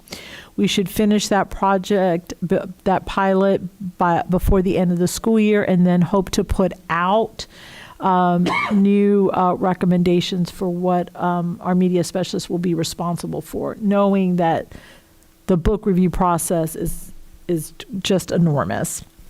And then my last update, I mentioned a few board meetings ago that we had a working group that was looking at the teacher evaluation again and trying to find ways that we can take some things off of our teachers' plate. We submit our evaluation process to the Department of Education, and it has to meet certain guidelines. The committee that was comprised of teachers, district staff, and administrators made recommendations that we have submitted to the state. They include reducing the number of written action steps within the deliberate practice plan, omitting the rating for certain elements within Domain 2, and developing a written growth plan and element 39, that's a specific element within that plan, and that the overall deliberate practice score will be based only on the classroom observation, not the portfolio of work that teachers were required to do. And it will remain additive to the instructional practice score. And so while we wanted to try and do more, we do have some constraints based on the state's requirements. As soon as we hear back from the Department of Education, we'll be able to share that with all of our teachers. That's my report, Madam Chair. All right, thank you. Any questions? All right. Member Castellanos. Okay, yeah, please. Thank you, Madam Chair. I just have a comment. Thank you, Dr. Vasquez, for continuing to look for ways to lessen the teacher workload, and especially in that manner as well. Their observations and evaluations, those are very stressful times, and anything we can do to kind of streamline that is helpful. I really appreciate that, and I appreciate that you're submitting these to the department to get the okay and to make sure that we're following all the rules and regulations so that no one is caught up in something, later on saying your evaluation doesn't count. So this is important, and I appreciate the continued effort to look at the workload of our teachers. Thank you. Vice Chair. Thank you, Madam Chair. I'll just kind of echo what Member Caster-Dental just mentioned. Thank you. Anything that we can take off of our teachers' plate, our assistant principals, or anything that we can do to streamline to make our employees' jobs easier is always welcome. I know the media specialists will appreciate the device coming off their plates because it really does tie down so much of their time. Not to mention they're the ones getting the calls from upset parents when they have to deliver bad news. That on top of vetting books and trying to put on book fairs and talking to students and it is a lot. So I really appreciate that. I would be remiss if I if I didn't say this, but I would love for the EOCs to go away as we look at evaluation. I have to throw that out there. If you're a fifth grader or an eighth grader, there is so much testing done, and most of it's due to the end of course exams that are tied to evaluation. And so if there's any way that we could, and I'm not against testing or accountability because I just feel like the teacher should have flexibility in that EOC and use it. But you and I have had this conversation before, but I just publicly wanted to say that. Thank you. All right, thank you, Member Gallo. Member Gould. Oh, I have to jump on that bandwagon. I am all for accountability, but what we do for accountability right now really doesn't align with anything that is going to make a difference in the future of our children. So, if we could build points for their exceptional gifts, their aptitudes, and their interests, and we could have them learn the basics. I'm not saying reading, writing, arithmetic are out. You have to know those things in order to be a good citizen and be have capacity for building more knowledge. But we are just not aligned, and I just want to support Member Gallo's request for that.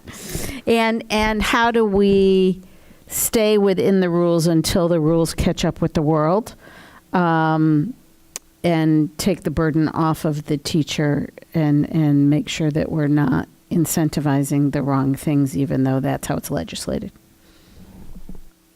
Superintendent, you're queued up next. I'm not putting you on the spot. I just want to respond to Board Member Gallo's comments, and we've had these conversations. We actually had a system in place where the teachers, instead of having the EOC, could use the school's overall ELA or math score. And there was much consternation amongst teachers who weren't directly teaching that content area and felt that could negatively impact their rating, their pay.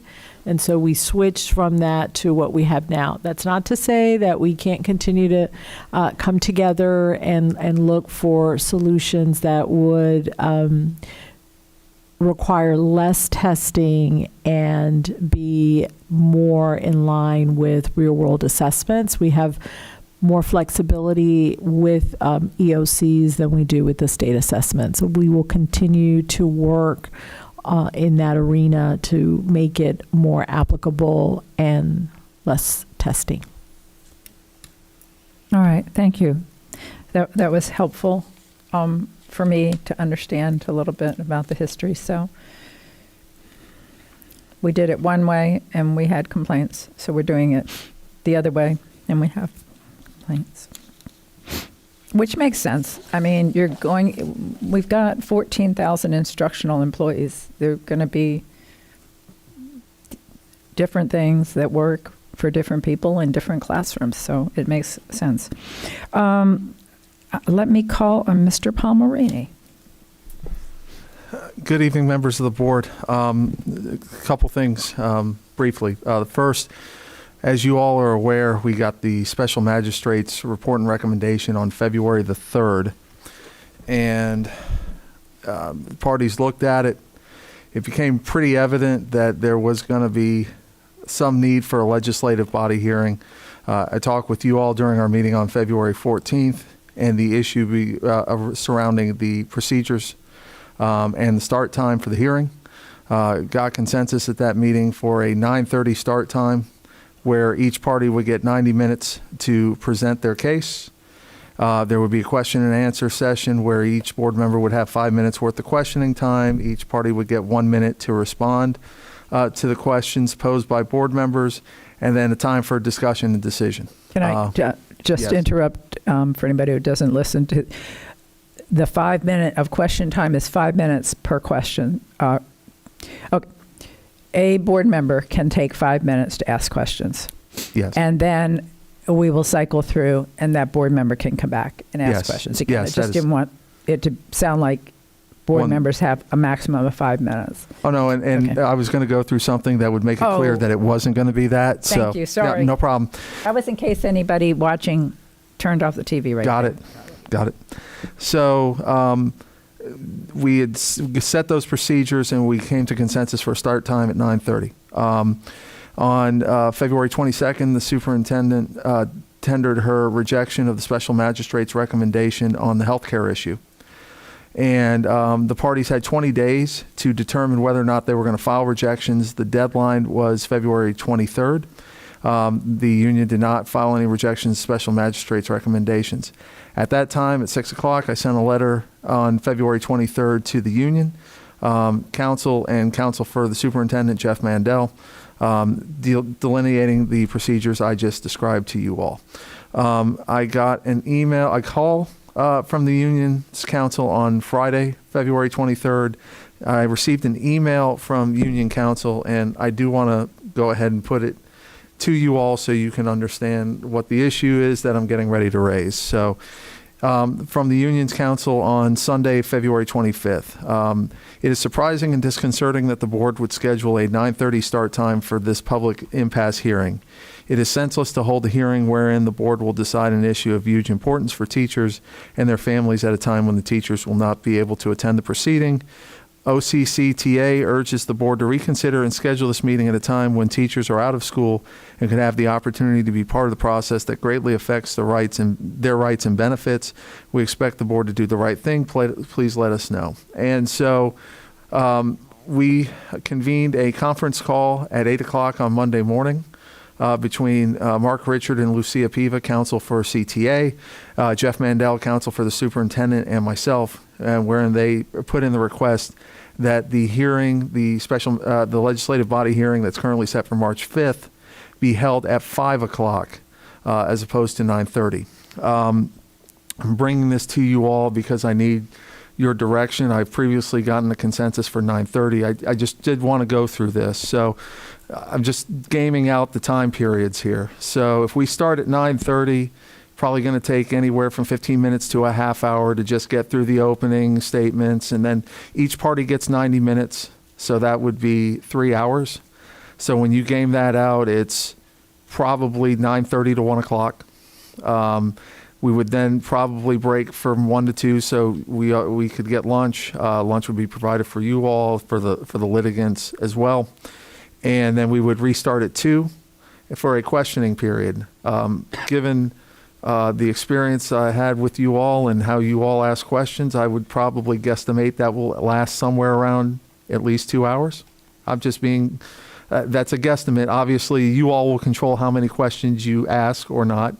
So that would go from 2 to 4, and then you all would start your deliberations.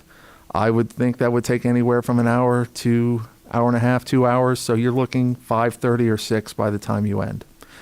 If you started at 5, taking the same time periods, the presentations would be done at 8:30, assuming you break or not. If you don't break, same 2 hours for questions. You're now at 10:30, same hour and a half to 2 hours. For deliberations, you're now at 11:30 or midnight. You all have said in discussions with me that we went through this 2 years ago with the legislative body hearing, where on January 5th it went from 4 to past midnight. And then the 2 days later on the 7th, it went from 3:30 to 9:30. So it was 14 hours worth of hearings on that. You all have indicated that going that late was really negatively impacted your decision-making process. You were tired doing it. And so the earlier start time was meant to combat against that. I'm telling you, there's no legal impediment to you all starting at 9:30. You have that absolute right to set that time period as you see fit. If you guys want to if you all want to set a different time period other than 9:30, you have the consensus, you have the ability to do that as well. This is purely a board decision. I forgot to say the superintendent's council indicated that they don't have a position necessarily on what time we start, so long as we finish the hearing in one day. And the discussion I had with both counsel for the union and Mr. Mandel was, I think it's the board's strong desire to do this in one day. We have one issue at issue. And so I am coming to you all to bring CTA's request that you start later. Their request is to start at 5. And I wanted to see if the consensus that we had for 9:30 remains the consensus. And I will now turn off the mic and allow you all to discuss. Thank you. Thank you, Mr. Palmerini. Let me start with Member Salamanca. Thank you so much for that context. I wasn't here last time, and so when we were talking about what the start time was going to be like, I did want to get a sense of that. I've obviously watched the videos as well, but it's not super clear what the time is outside in those videos. So when I heard the times of, it went 14 hours starting at that time and it went over. And I hear some of the concerns we're getting on, we want to be there and teachers and our staff have to work the next day early. I think they're hearing from both parties that they want to keep it to one day and seeing how long it takes, right? I mean, that's 14 hours starting at 4 or 5 p.m. does not give us 14 hours to discuss. Obviously, this is one issue instead of 4, but it's still a very tight timeline. I do not want to rush this. I also do not want to be tired when I'm making such an important decision. I think clearer, I am better. So I personally speak for myself that in the morning when we have working sessions early as well, because that's when we can go on and discuss and be thoughtful and learn from each other. At 10 a.m. is when those working sessions are. So I personally still am supportive of keeping it at the time that we suggested, which is 9:30. I think if our teachers want to attend, that's potentially 2 days rather than 1 day. It's potentially staying up till 1 a.m. instead of the normal 1 day work day. So I hear that there is concerns for both sides on that. So I definitely want to keep it to 1 day. I want to give it as much time as possible as this board needs. I do not want to have time restrictions from X time to X time if both sides have said they want it to 1 day. So I do have a preference for keeping it at that 9:30. One question, did both sides say they wanted to try to limit it to 1 day? Yeah, I suggested that, 1 day for one issue should probably be sufficient, and both sides did agree with that assertion. Member Ferrant. Thank you.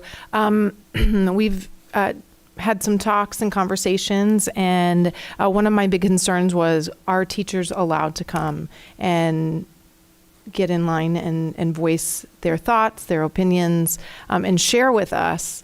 And I was told that that is not the case, that there may be several that come and as part of the deliberations. And with that in mind, knowing that the teachers would not have that opportunity to speak, then whether they are here live in person or they watch online, I feel like they can get the same thing will happen, whether they're here or not. We're here to listen to their representative and the district's representative. So with that in mind, I think for me, would like to still keep it at the 9:30. Thank you, Member Ferrant. Member Gallo. Thank you, Madam Chair. So this has been, I've been trying to process this, and I've been getting emails regarding the teacher's desire to want to be here in person. And they aren't allowed to speak to us because this is a judicial hearing. And we will be live streamed and it will be recorded, so everything will be available for them to see, as Member Front said. But there still is a desire for our teachers to be present and to be allowed.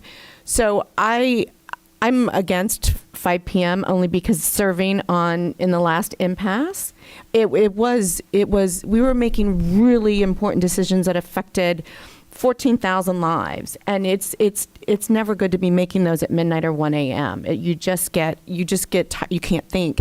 But I wouldn't be, and I said this before, so this isn't a shock. I would not be opposed to starting at noon and then giving them a chance after work to come to the meeting so that they could see the majority of it. But I've voiced my opinion on that prior, so I would not be opposed to that, and that would still give us time, hopefully, to be out here by 8:30 or 9 for that process. So that's just my opinion. I wouldn't be opposed to 12 anytime around there, but yeah, 5 p.m. is just too difficult to get through. Thank you. All right. Thank you, Member Gallo. Member Gould. I just wanted to highlight something that Council said, that we are deliberating on one issue this time, because some of the emails I've received today are talking about pay. The issue that we will be deliberating on in this hearing is for health care. So I just wanted to clear that up for that, and also once again reiterate, this is like it is a quasi-judicial hearing, so it is like court, where we hear from the representatives of all of the parties, not the entire party base. I want to make sure that we don't feel rushed, and I would prefer that we stick to the 9:30 time frame so that we continue to be sustainable all day long and make the best and prudent decisions and ask the best questions we possibly can of all parties, without, getting too tired, too hangry, too anything.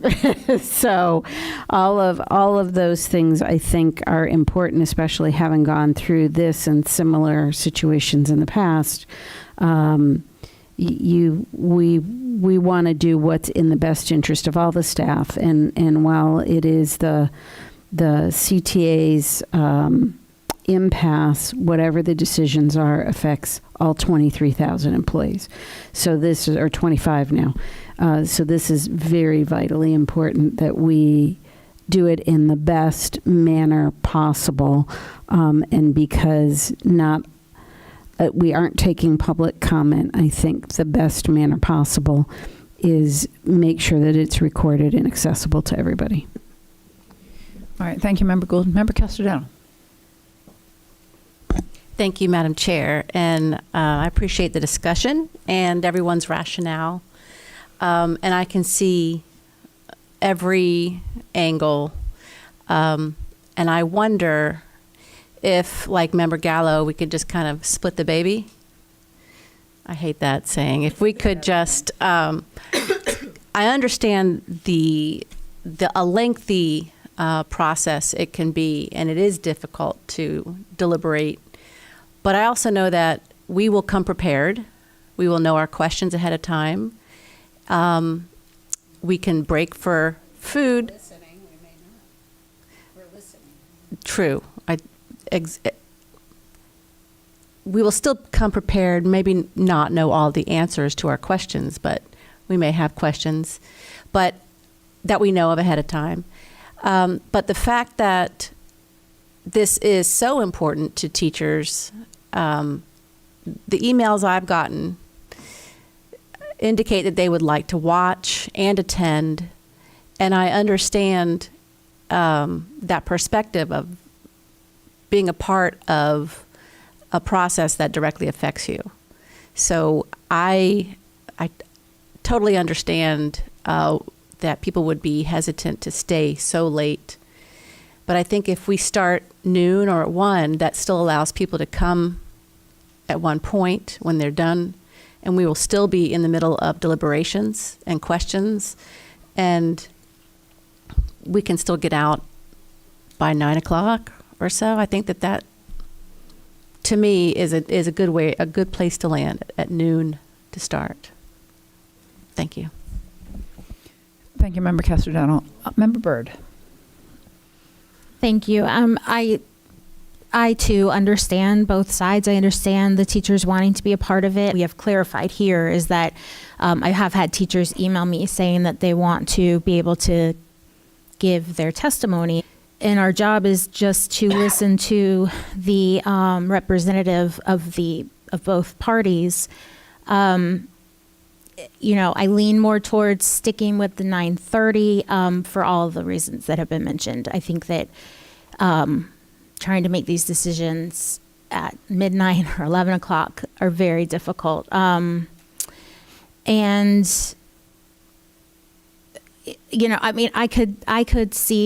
see the noon too, but I do have serious concerns about starting it. I definitely could not see starting it later than that. But I think the biggest thing is making sure that teachers understand that this is not like a normal board meeting, and this is where we're just hearing. And I'm appreciative of General Counsel for sharing the process and what that's going to look like. So I'm okay with 9 or noon, personally. All right, thank you, Member Byrd. Member Felder.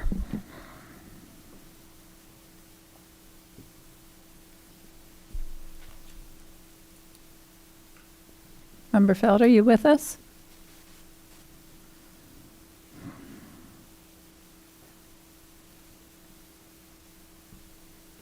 Member Felder? Okay. Is Dr. Williams speaking with her?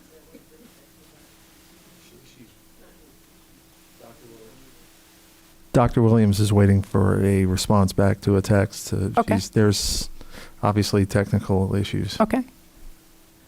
All right, well, we'll hold just a minute while we try to obtain her input.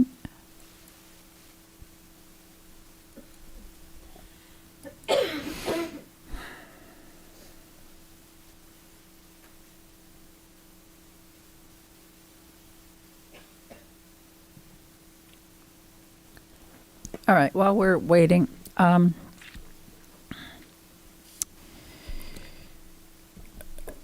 having heard the pros and cons of both starting at 9 and starting at noon,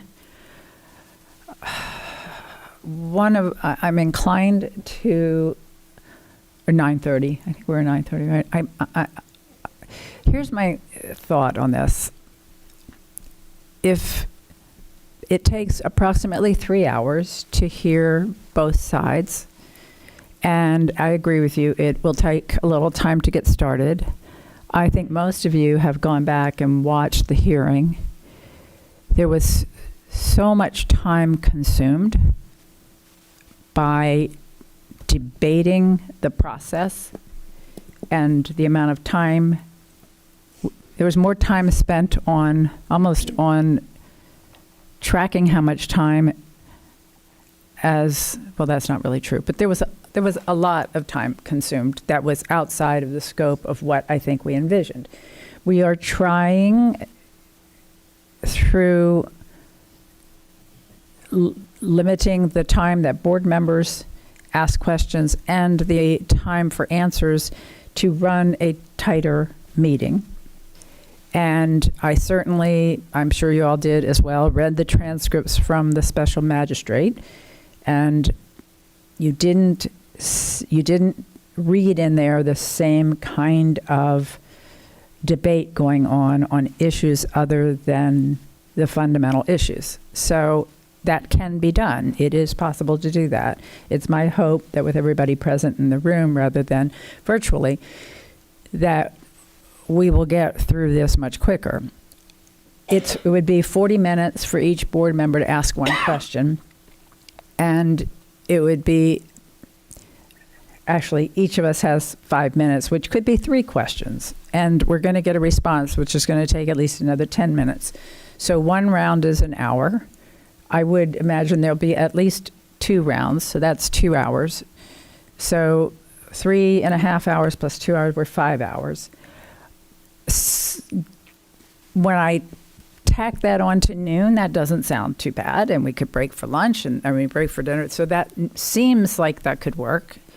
But one concern I have is that if we have teachers who are coming, and they're coming at when school is out, they've missed all of the presentation. And I think it's important, if you're going to observe this process, to observe the whole process. We've talked about how valuable it is to have members of the public, when they come to our meetings, see other aspects of our meetings. In this particular case, I think you can't truly understand the pros and cons until you hear both full presentations. So it's impossible that they're going to do that. They're going to show up, and then if I were them, I would be showing up thinking I'm going to speak.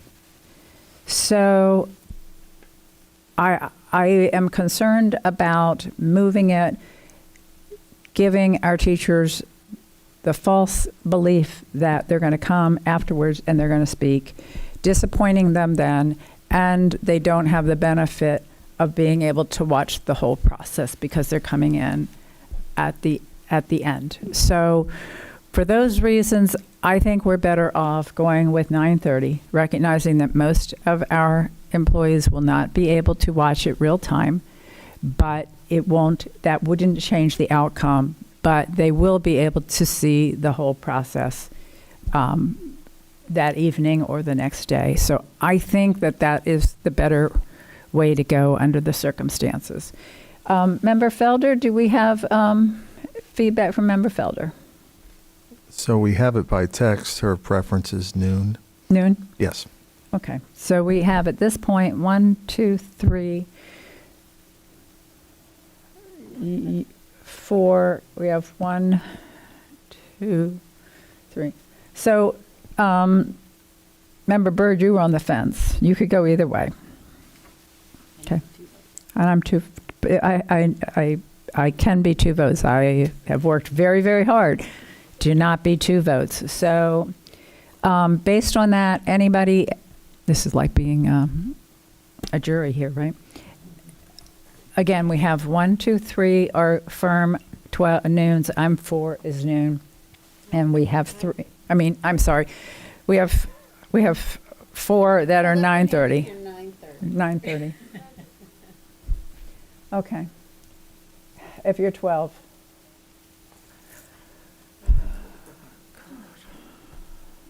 So there's 4 for 12, 4 for 9:30. You're at chair. Oh wait, let Pam share. Share Pam. I'm definitely going to hear from you. Please. Trying to give you time to buy No, time. thank you. So, ladies, following the chair's train of thought, and remember, while we're hearing impasse on the teachers, this affects the whole employment block. So this affects everybody, not just the teachers, even though the impasse is with the teachers. If the teachers come in the middle of a discussion and don't have the background for that discussion, how does it help them participate in this process? And we cannot start at 5 o'clock. We can't, unless we're going to do this over 3 days at 5 o'clock. And that would be horrific for everyone involved, including the teachers. So I would implore you to really think about what's in the best interest of making the absolute right decision and keeping the process in a fluid motion forward. We all want to do what is right for all of our staff. But we have to make sure we're doing it in the right setting at the right time with the right energy. Member Salamanca. Yeah, I want more time. Like, if I'm going to optimize for something, when I'm making a decision on the healthcare of 25,000 people, I want more time to deliberate. I want more time to ask questions. I understand folks wanting to be here to listen to some of this, which they will be able to do, and it's still accessible, still online. It'll be live as well. But I don't know if I want that as much as I want more time to deliberate. If we know we're going to have potentially a hard stop unless we, at the end decide it's 1 a.m. and we want to do more, I want to give myself more time. So I'm optimizing for having a more thoughtful approach and an earlier, clearer mind above all else for these 25,000 people.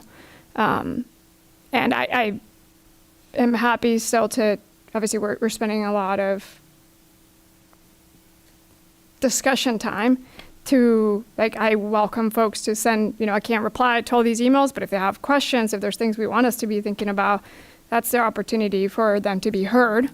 So email us these questions to help us think through all of this, but that will be the opportunity to be heard. You're not going to get to speak during the time together. So I would like time to get through all those questions. I think that is the most important thing in my perspective. So thank you. Member Geller. Thank you, Madam Chair. And I hear what my fellow board members are saying, and I agree that we want to be thoughtful and we want to be clear and we want to have time to deliberate and ask questions. I still believe, as Karen mentioned, kind of splitting it down the middle. I understand, and then that was my question. I was struggling because I thought, well, teachers, they're not allowed to speak. They'll just be able to listen. They're going to, we are recording it. It will be live streamed. All of that is in place, and yet, according to the emails that I received, it was still very important that the teachers were in the room. It was important for them. So that's why I suggested noon, just because you are kind of splitting the difference. It would give those teachers a chance to come after school. I understand that they would miss part of the conversation. I'm not as concerned about that because it is taped and it will be recorded. They can go back.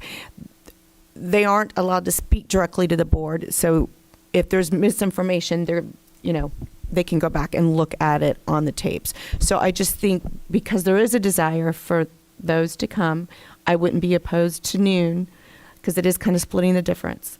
So I just wanted to kind of add that in there. Thank you. Thank you. Member Byrd? Let me, again, I think having accurate information is extremely important. I always feel in this process that something is missing. I definitely do from the emails that I'm receiving. And regardless of the decision the board makes, I want to make sure that our employees have a fair opportunity to understand why we're doing it. And I think showing up at the time when you're going to vote is like showing up at court when the verdict's being read. If you haven't heard both sides and you haven't had an opportunity to hear the questions and really understand the thought process of board members, I don't know how you can have any confidence in the decision that you make, regardless of which side of this issue you are. And I say sides because we have two sides. We have the district with its position on healthcare, and we have the union with its position on healthcare. So district obviously will be seeing this whole thing, but our employees, if they're showing up at the end, they're not likely to see the whole process. Whereas if they're watching it the next day or on the weekend, they will see the whole process. That's my thought process and my logic behind it. Member Byrd or Member Castor-Dental, you're queued up.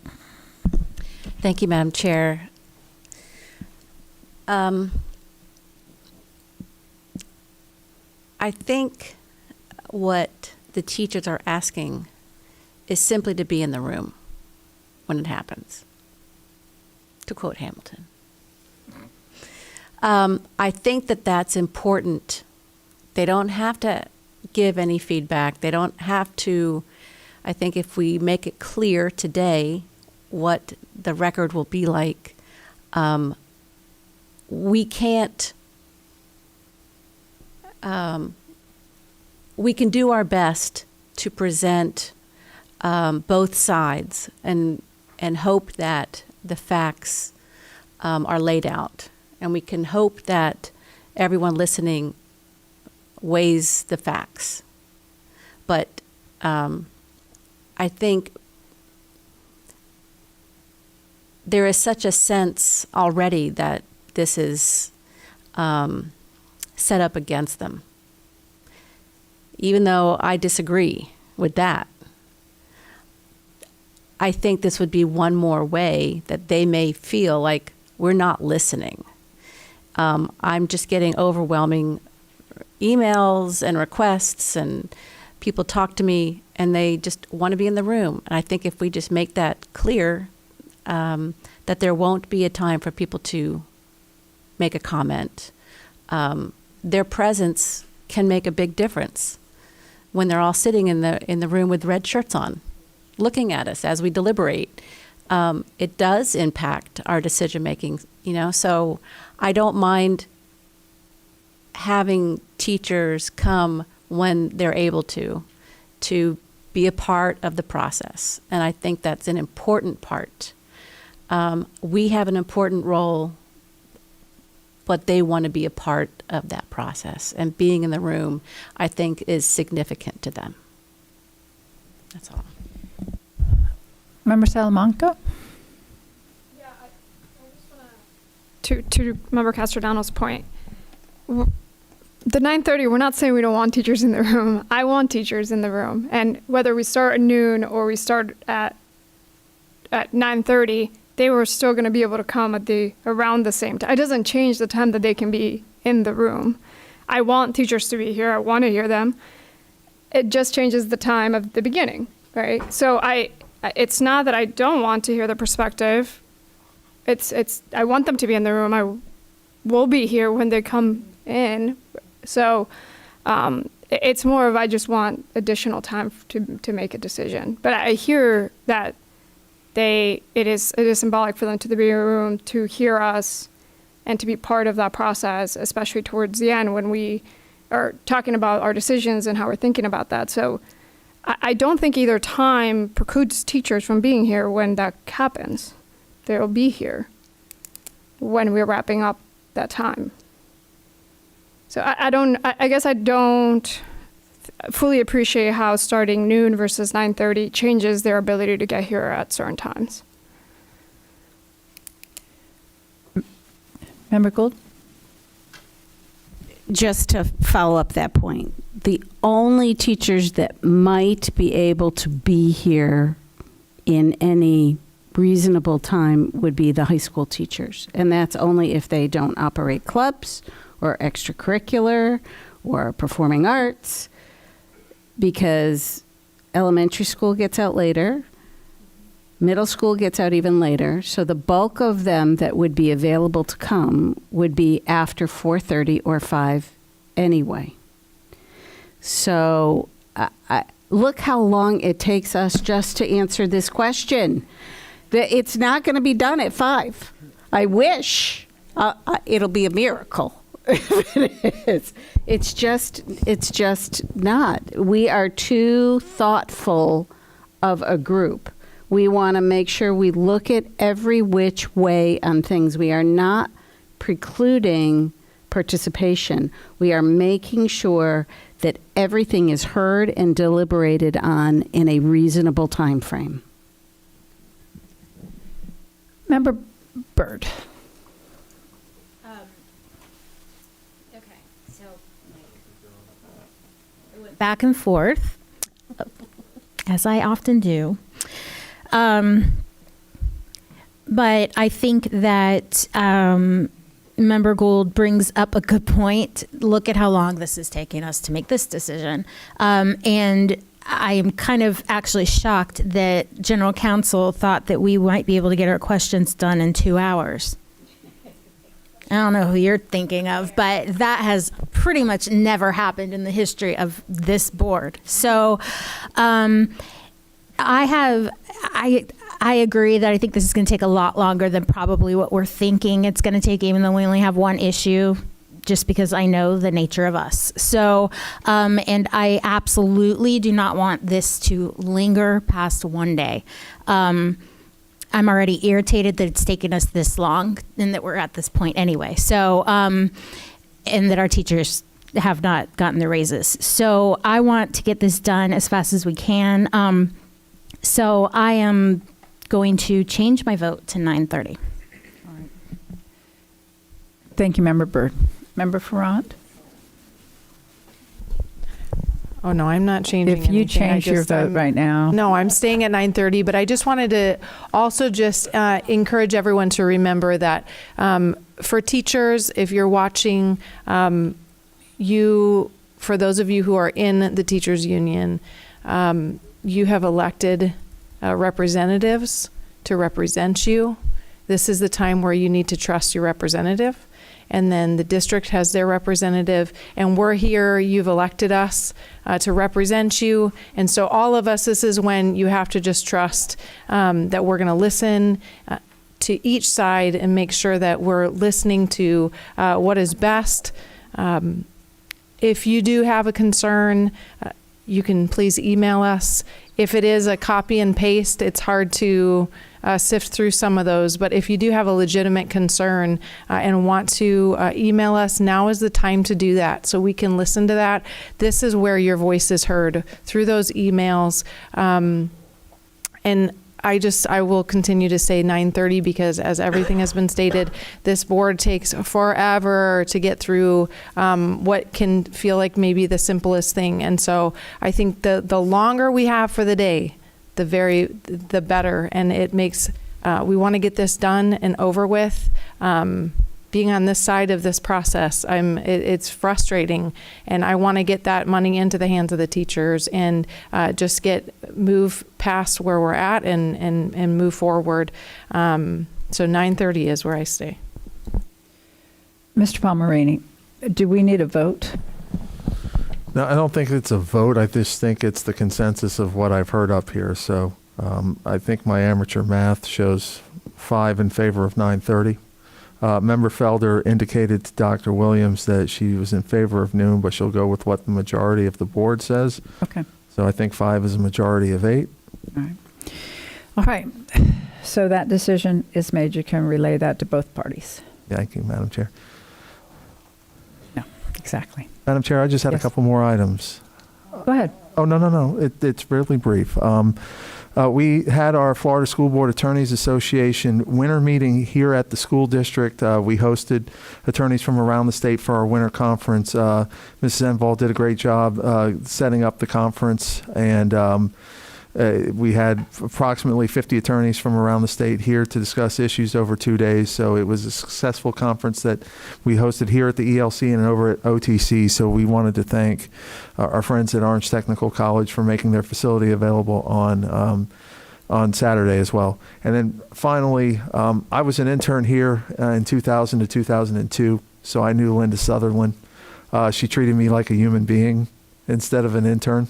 And she always took the time to talk to me, to talk about her decision-making process, what she went through as a board member. She was the epitome of what a public official should be. And I even remember I covered her when I was at the newspaper. And I remember there was an issue with when we first implemented SAP, and it was having a hard time getting checks out. And she stood up here on this dais and said, "I don't care if I have to hand sign checks all day. I will do that to ensure that our people get paid." I just thought she was the epitome of class and a wonderful human being who was always kind to everybody. And I wanted to make sure that I said that because she was always good to me. So thank you for giving me that opportunity. Thank you. Thank you, John. And I missed the part about you being an intern. So when I walked back in the room and you said she treated you like a human being, I was a little worried about why that seems so odd. And did we not treat you like a human being? Went through my mind. And then you mentioned the intern, and I'm like, okay, whew. So I joke around with you a lot. And but I do recognize you're a human being. And I value that in you. I actually do. I value the fact that you're very conscientious here at work, that you're devoted to your family, that your wife, you bring her up so often and you're so proud of her. So I love the human being in John. I appreciate that. I appreciate all of you. I've had to talk about people dying last couple months, and it's been very difficult for people who were important to me when I got going. And I just, the years go by, and this is part of it, and it's hard. But I wanted to make sure I said things about Linda, who was so kind to me. And John, I meant what I said this morning. She was literally one of the first elected officials I ever met, and it changed my whole opinion. Not that I thought everybody was good, but I knew some could be. And that once I knew some could be, and that some people ran for office because they cared about others and they wanted to do good, was a perspective I wasn't sure really existed until I walked into this building and I met Linda, and that whole board was really, really good people. And anyway, so, and then she she didn't just leave that here. I mean, everything that she touched and did was devoted towards our youth and our most needy of our youth. So really, really missed. She leaves a void. And when a void is left, the rest of us need to step up. So Member Byrd, you want to close us out? No. We have a couple of reports. Yeah. Member Byrd, please. During our public comment, we had a parent bring up the death of a student in Oklahoma. Right? It was Oklahoma. Yeah. I was having like a mind blank for a minute. And I believe from all accounts, it was a head trauma that an ambulance wasn't called. So I just wanted to find out if we have policy for any kind of head injury and calling an ambulance whenever there is a head injury. Do we have policy for that? Can you share that with us? Yeah, we absolutely have a policy on administering first aid to students. It says you will call 911 if there is a life-threatening emergency.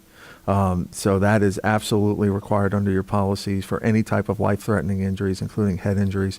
And I thank you for bringing that up. I also wanted to point out, too, that we have the anti-bullying policy. The anti-bullying policy applies to our LGBTQ students.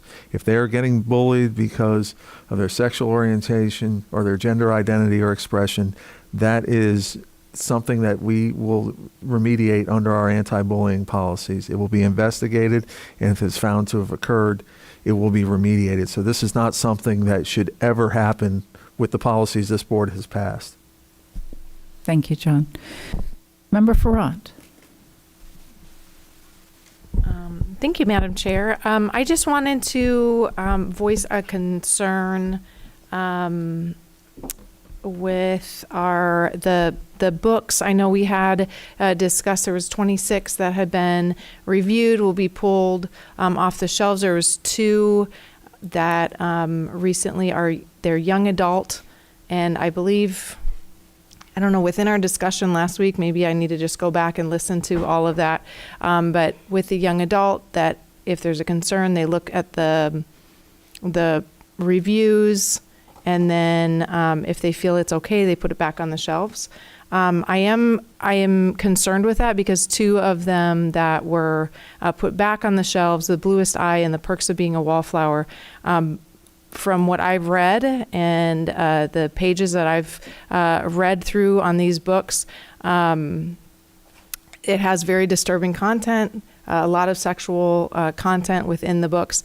I'm just concerned that someone is going to end up having, I don't want repercussions for any of our staff. And so I think if something comes to their attention and someone within, maybe a media specialist says, hey, this may have content that goes against state statute, I think we do need to just read through that. Someone on the staff needs to read through that and just ensure that we're doing a thorough review. All right, thank you, Member Farrant. Member Gallo?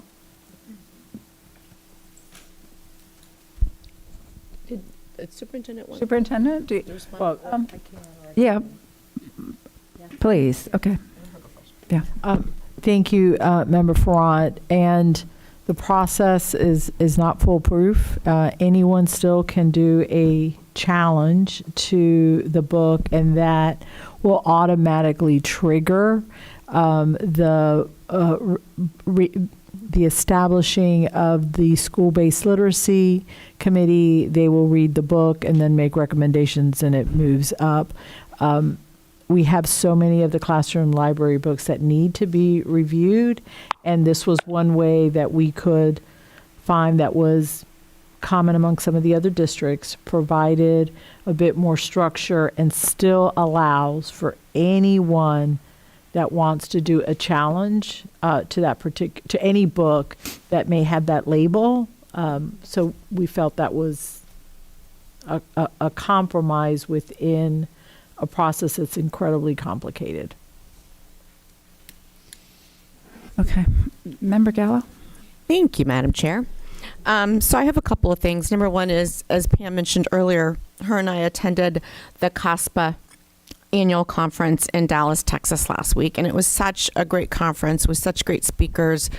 Every time I go to one of their conferences, I learn so much. It's so great to talk with school districts across the country to learn their best practices, to see what they're doing in their schools, how they're making a difference. There was a great presentation, and I brought you the flyers from Marietta, Georgia, but the gains that they're making in literacy due to the science of reading and training their teachers on OG was phenomenal. And it wasn't just in reading that they were making those gains. They were making significant gains, far outweighing anybody else in Georgia in math as well. And I know we could use some of those numbers in math here in Orange County. So we had stuff on chronic absenteeism, workforce development, and I went to several classes on the science of reading, and I'm just more committed to ever that literacy has to be our top priority. As Member Byrd said earlier, everything leads back to literacy. Chronic absenteeism, dropout rates, achievement gaps, everything leads back to literacy, and literacy has to be our number one priority after school safety here in Orange County schools. So I just wanted to mention CASPA, and I'm sure that Pam will talk about it in more detail. I also want to say that I went to the Orlando Science School today, and I did a tour of the elementary school and the high school. I think I put in a proposal to open one on University Boulevard, which is in my district. But anyways, it was a fabulous school. They had ambassadors, children, students walking me around. They were so eloquent and nice and gracious. And there's just really a lot of good things happening in that school as far as robotics and the science fair. And I would like to challenge the district and our schools to get more involved in the local science fair, because OCPS didn't have a very strong showing at the science fair that they just had, I think this month or last month. And they would love to be more collaborative with Orange County Public Schools and really involve our middle and high schools in the science fair that's held. It was held at Trinity Prep this year. And then they gave me look at these. I can share these with the board, but they gave me these the cookies they were sharing. I thought they were beautiful. No, I'm gonna leave them. And then lastly, I wanted to ask the superintendent if she could gather some data around our administrative, our principals and APs, and the way that we calculate the raise, because there was a January 15th, I think, deadline of 2023, and due to the restructuring of teaching and learning, there was a lot of our employees, of our staff, that was promoted to either AP or principals, and then the raises were based on where they were in January of 2023, and they missed out on the 9% raise. And this 9% raise is a historic raise, and I just don't want them to miss out. And it's the first time we've done percentages. And so if we could just make that information available to the board of cost-wise, what would that mean? And if we could look at that HR practice and maybe have a discussion around changing the date to a date that's better suited for our employees, I would welcome that conversation. Superintendent, please. Thank you, Madam Chair. Absolutely. We follow the HR guidelines, and those are amendable to changes. We will come back to the board. I know you mentioned assistant principals, but it would include any employee that falls in that category. And we can come back with the number by position, the cost, and then be happy to listen to the board with recommendations. One of the reasons that was put into place was to avoid someone who's been in the position for 1 year and someone who's just been appointed, that they would not have the same salary, or that they would jump over someone who is already in a position maybe for just 1 or 2 years. I do understand it's a historic raise, and I would venture to say we're probably not going to see a 9% raise anytime in the near future. And so we will certainly come back to the board with that data and have further conversations. Member Castro-Dental. Gould. You missed Gould. You skipped over payment. Member Gould. Member Gould. I'm okay either way. It didn't matter. Yes, in follow up first to the comments that Member Gala had, this was probably one of the most content-rich conferences with relevant information and really talking about the gap between how we're teaching and what students truly need to have successful pathways in life. And so I'll be sharing, I gathered a lot of things, and I'll send it to the superintendent, and I can certainly have Marilyn send it to some of the board members. Some of it, without hearing the discussion or the presentation, may not make a lot of sense, but there was some really excellent content on a lot of things, including attainable housing and some models that are being used in other parts of the country that allow staff to build equity over a 5-year period through their rental payment, so it pays. And they had a mixed income plus a mixed residential site. So there was multifamily housing, but they built cottages, and the cottages are deeded to the school district use. So it was a really, really interesting model. So there are ways that we can look at that. And of course, once we're kind of past this immediate issue for our employees, if we don't start to attack attainable housing along with some of our other largest employers that in what they're doing, we just can't keep people close. I have a bus that is taking 3 hours on some days because nobody lives in my community that drives that bus. So they have to get from one part of town to the other and then start the routes, and that's not always easy every day. So we just need to look for every possible way to help our employees. I wanted to see if the board might be interested in convening a communications committee meeting once we're past the impasse, but to kind of debrief on some communication strategies going forward. And there was also a really cool site, again, I'll share it, with a site in Wyoming where they have an opening page, which is one of the most awesome videos I've seen for a school or a school district that just shows all of their capabilities in a very fun, fast-paced way with basic information. And then you get past that page and you get to the main content of each school page. And so I would like to maybe discuss some different formatting because we have so much information. What could maybe be an opening page that gets refreshed once a year, but then beyond that, what else can we communicate forward?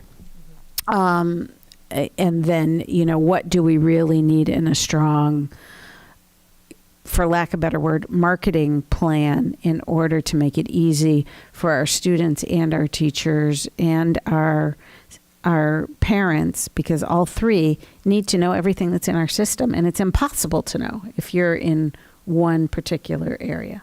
It's just impossible.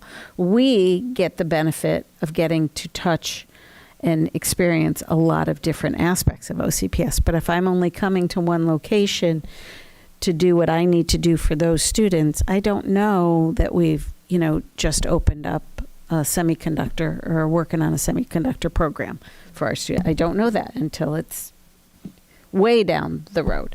So I that's something, if everybody would like to, I can have Marilyn schedule a meeting to take a look at some of these issues. Okay. I think you got a lot of support for that. Member Castro-Dental. Thank you, Madam Chair. I want to change the subject here a bit and talk about a bill that was submitted and passed last legislative session that created a task force to look at an African American history museum in the state.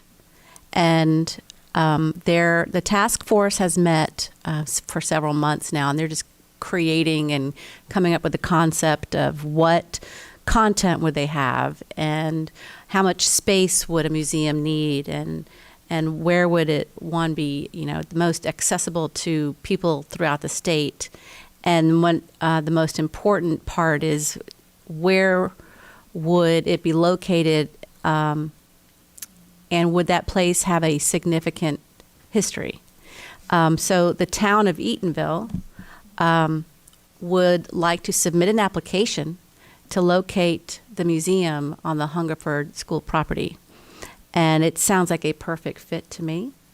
And we're hoping that all the pieces will come together. We're still waiting for more information from the task force. And the application will be due, I guess, next month. So we're coming up against a deadline, but we would like to propose or share more information at the next school board meeting when we get more information. But we did receive a letter from the town asking us to partner with them, not just with the land, but in the creation and allowing the school district to have a role in that museum. And that would provide enriching activities and instruction to our 200,000 students. So we have Demetrius Presley is here in the audience today. He is the town administrator for the town of Eatonville, and he has been working together, pulling different partners from the Orange County Commission or the mayor and different other community partners, and would like us to really consider being a partner in this endeavor. So you will be getting more information as we gather more. Thank you. Very good. Yeah, very exciting. Thank you. Member Felder.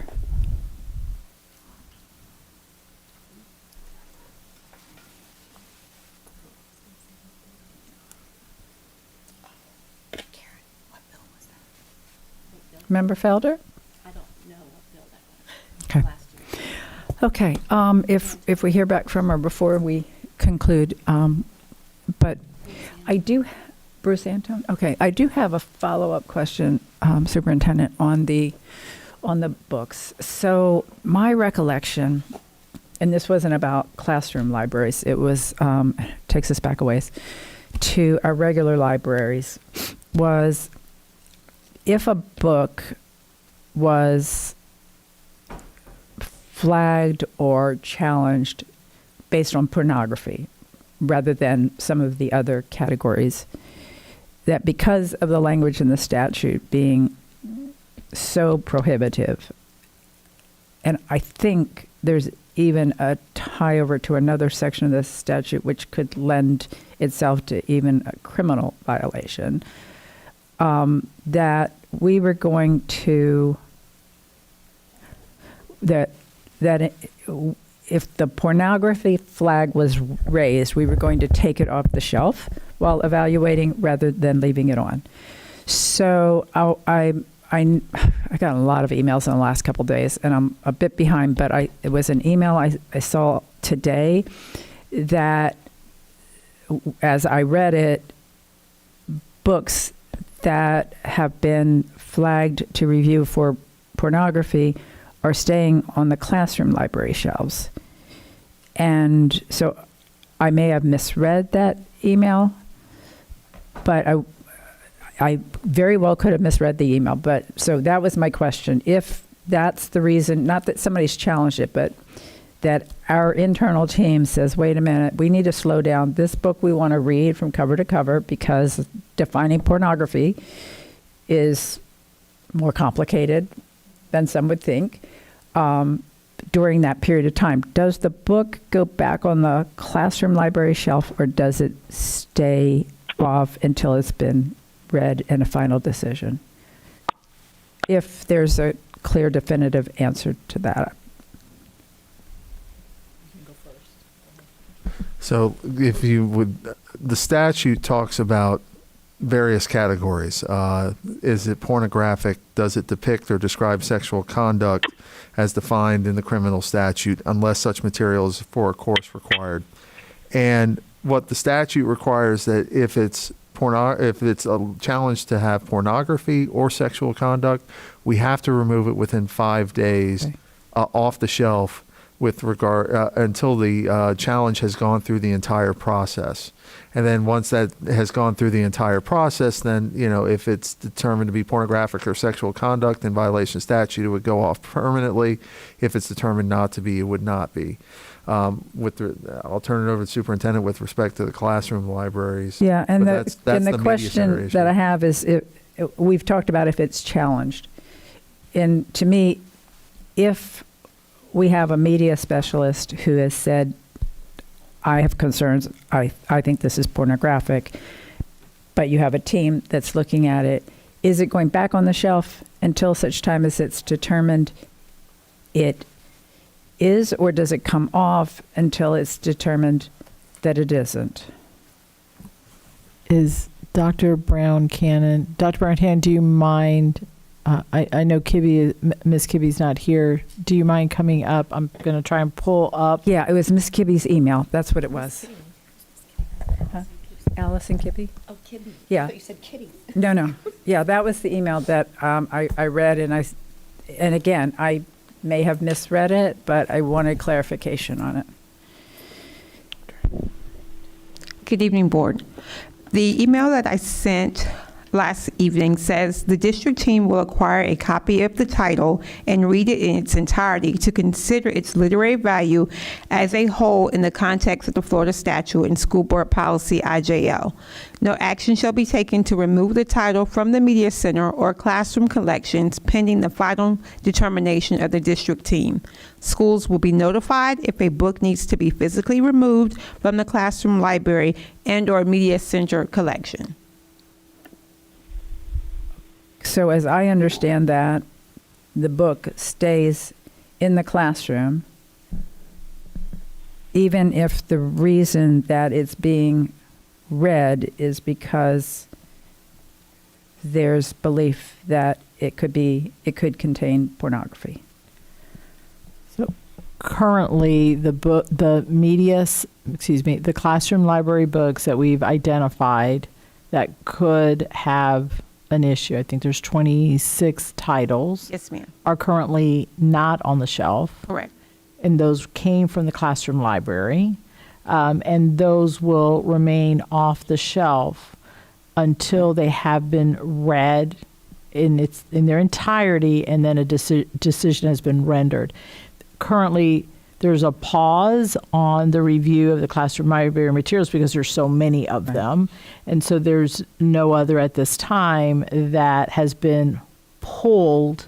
We're in the process of going through and looking at the label and making that determination if it's young adult or adult content.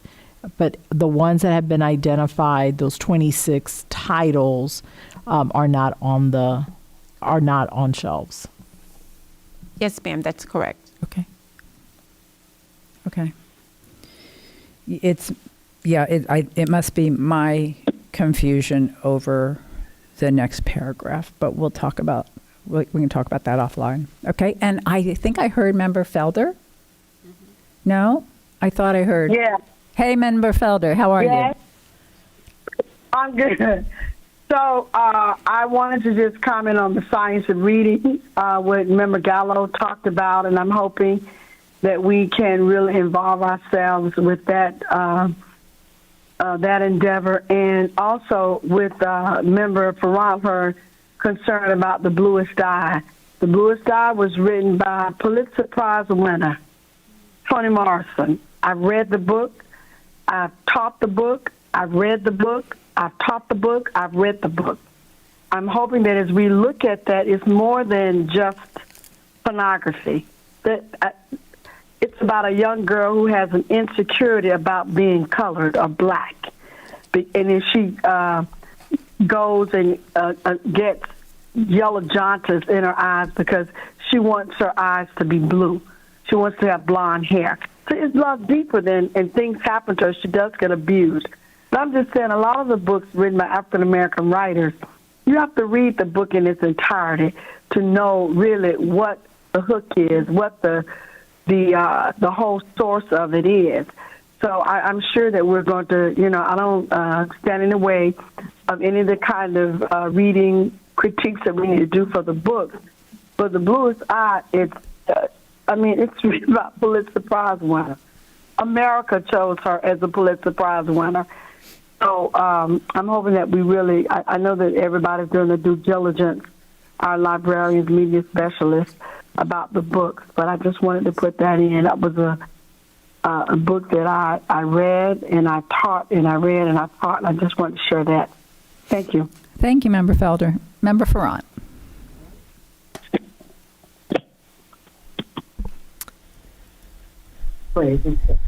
As you know, the books, this is, I just don't understand how we're trying to, it's almost like we're protecting authors and adults more than we're trying to protect children. When I'm reading through this book,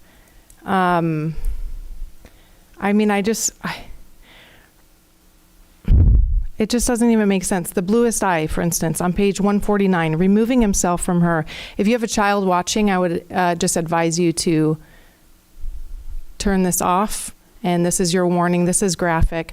Removing himself from her was so painful to him, he cut it short and snatched his genitals out of the dry harbor of her vagina.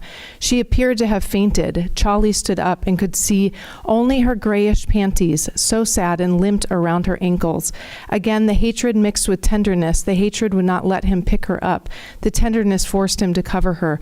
So when the child regained consciousness, so this is a child? So we're reading about so we're asking, what, ninth graders? This is in high school? Was this in middle school? We're asking ninth graders to read. A child regained consciousness. She was lying on the kitchen floor under a heavy quilt, trying to connect the pain between her legs with the face of her mother looming over her. I just don't understand why this is just part of it. I read through all this book today and just, the sadness I would feel. First of all, this happens in our community. Absolutely. I'm not naive to think that. But the fact that we're offering this to children, that we have teachers teaching this type of content to our children, these are minors. I think we need to be very careful what we are doing. If we're just doing, I was reading through the reviews that our team is using, and the reviews are just very simple terms. And I think we need to be reading, like I'm on booklooks.org. This is very easy to go to, and in a matter of time you can read through and actually read from the pages of the book. And I think we need to be very, very careful. I mean, this is graphic. If not, then we need to sit down as a board and we need to say, what are we allowing in our, what are we allowing? Because again, this is inappropriate content to provide to minor children, really without their parents' knowledge, because the review that they're going to receive is whatever our media specialists are getting, which is a very G-rated review compared to what is actually in these books. Superintendent? Thank you, Madam Chair. Board Member Farrant, I understand your concern, and I understand your viewpoint about that content, but there could be others that read that material and do not find it pornographic in nature. And so we will definitely go back based on some of the conversations that we've had here tonight. The team can look at the process that we have. The intent was to look at the labels that are approved for young adult, which is a common practice in neighboring districts, and then use that as an initial review. If someone then, media specialists or parents, believes that there's pornographic content in there, then it could have further review. And that's why the 26 books that we've looked at that we posted today are ones that have been identified as having pornographic content, and then we'll have that entire reading of the book, and then the entire piece will be looked at in its entirety and a decision made as to whether it complies with legislation. So we'll take it back, but I can tell you that there are some media specialists that would not take that book off the shelf. They would not find that it meets the criteria of pornography. And it may be the board's decision to come together and look at what the board would like us to see as more specific criteria in that area. All right, I think we've gotten as far as we're going to get tonight. And I think we'll need to think about whether or not the board has the capacity to figure that out.